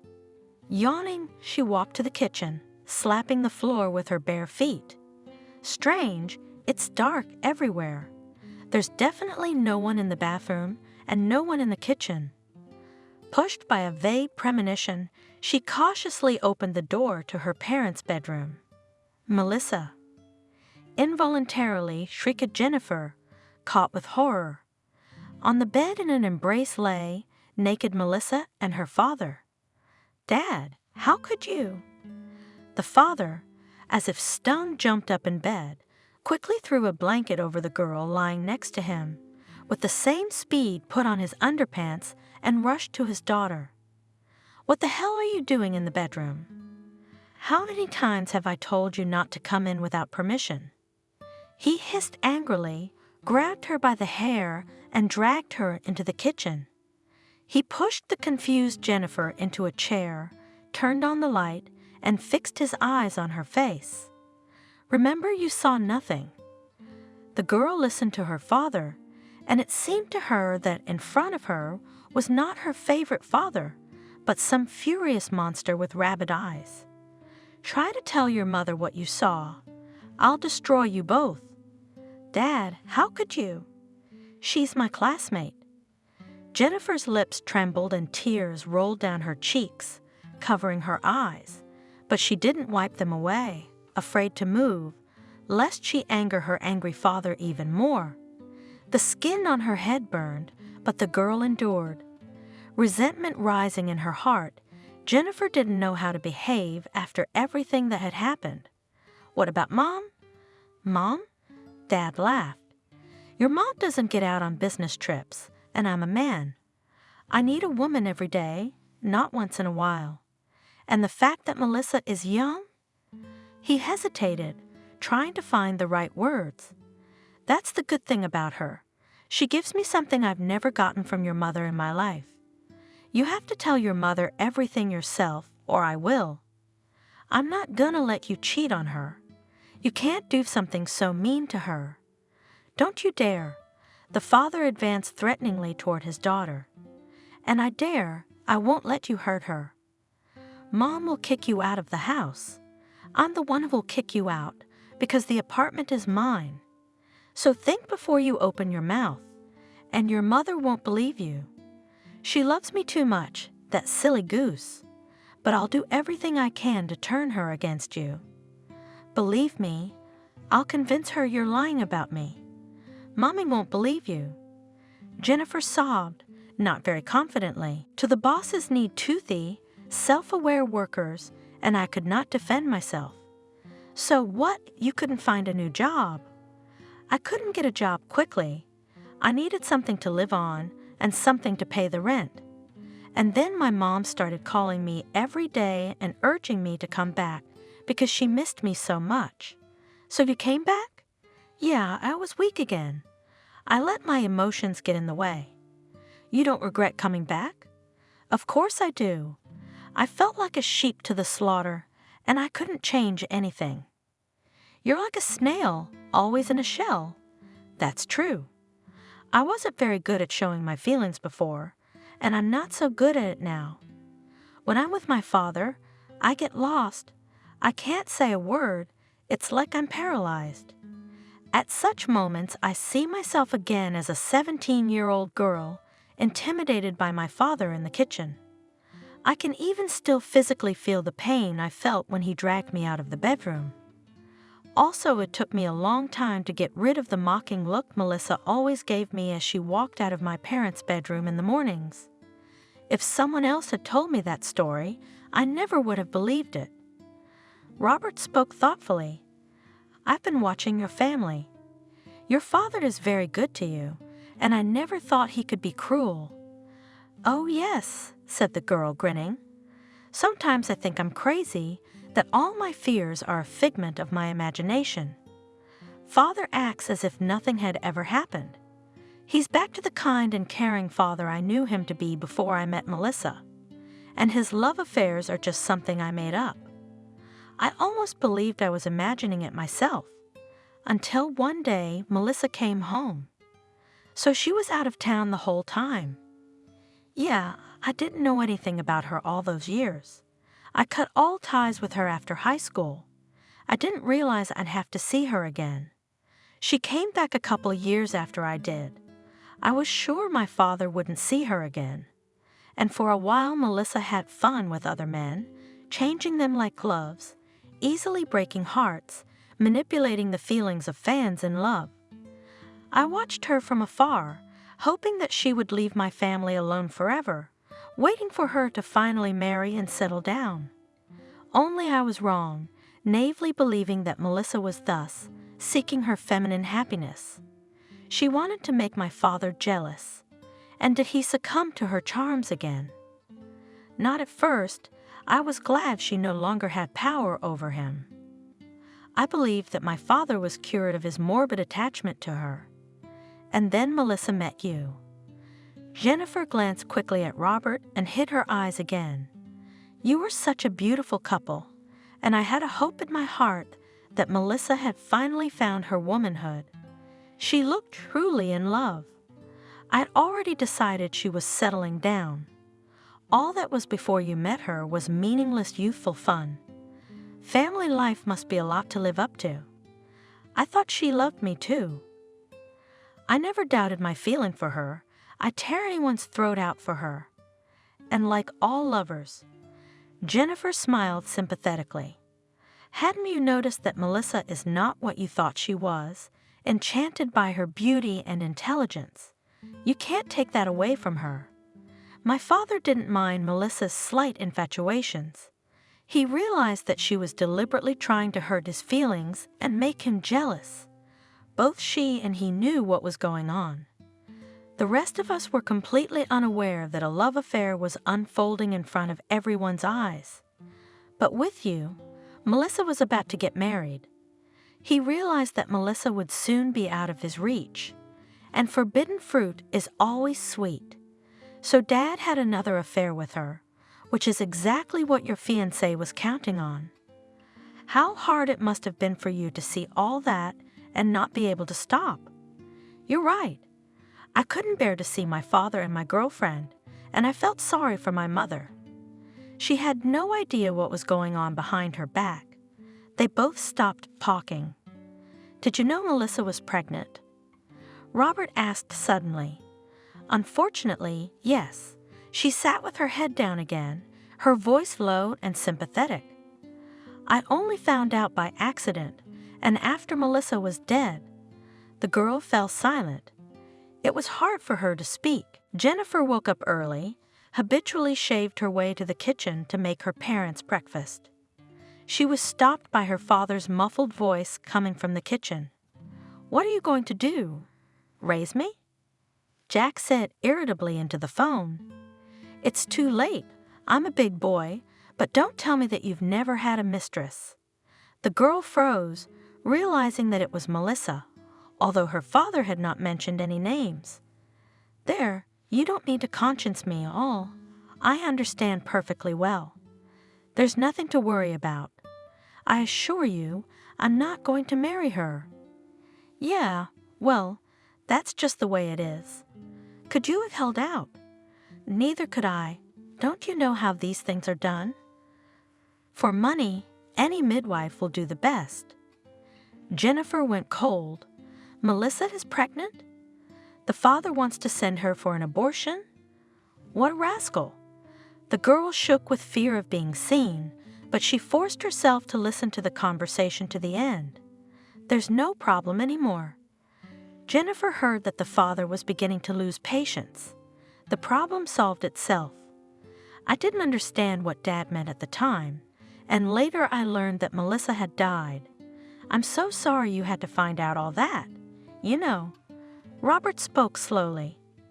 I refused to believe that Melissa had betrayed me. I loved her so much. Didn't you? I literally idolized her, didn't want to see the obvious. I broke up with my friends who tried to open up to me about my fiancé. Now I know for a fact that there was no kind, sweet, open Melissa. You're right, I made her up. I'm sorry. Jennifer looked at Robert, not daring to look at him, and he was struck by her eyes. There was so much pain and compassion in them that the young man's heart suddenly ached. My family brought you pain. I have always felt a terrible sense of guilt toward you. I didn't know how to open your eyes. It's not your fault. Robert tried to calm her down. Yes, it is, she said stubbornly. I should have told you a long time ago. You probably wouldn't have believed me then, though. She smiled sadly. Melissa was misleading everyone with her charm, and I couldn't help it. Imagine if I came to you and told you that your fiancé was cheating on you. I wouldn't have believed it. That's why I didn't tell you before, but I don't want to keep quiet anymore. It's time to open that boil. She had no right to use you. You don't deserve to be treated like this. Jennifer. Robert looked at her thoughtfully. Explain to me why you decided to marry me. I'm filled with guilt, she confessed. I want to help heal your wounds. I know I can do it. I will be by your side until you finally come to your senses and learn to trust your feelings again. Then you'll meet a woman and you'll love her. And I'll be out of your life because you won't need me. Jennifer. The man squeezed the girl's hands and looked fondly into her eyes full of inexpressible sadness. I don't want you to go. You know, I suddenly realized that I don't need anyone but you. You're extraordinary, amazing. No, she objected. You're feeling grateful right now, but I don't want your gratitude. What do you need me for? I'm withdrawn. I like to be alone. I don't know how to get along with people.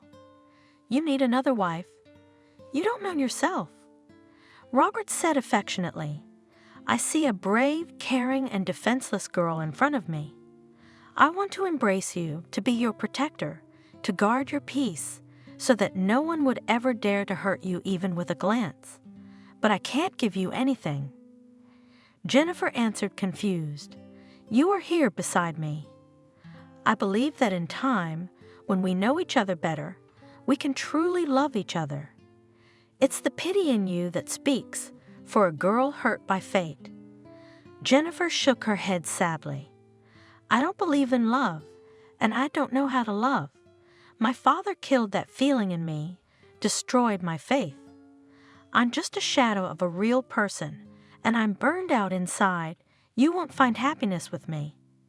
Me. Robert took her face in his palms and looked directly into her eyes. Do you believe me?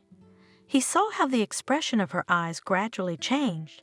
Among distrust, fear, confusion, suddenly flashed a ray of hope. The young man smiled broadly at the girl. I believe. Finally, hesitantly, she whispered, Then we'll definitely succeed. They stepped out onto the deck, breathing in the cool sea air. They stood in each other's arms, looking up into the endless starry sky. They had found peace and freedom by finding each other through fate. The unwanted wedding was the beginning of a bright new life for both of them.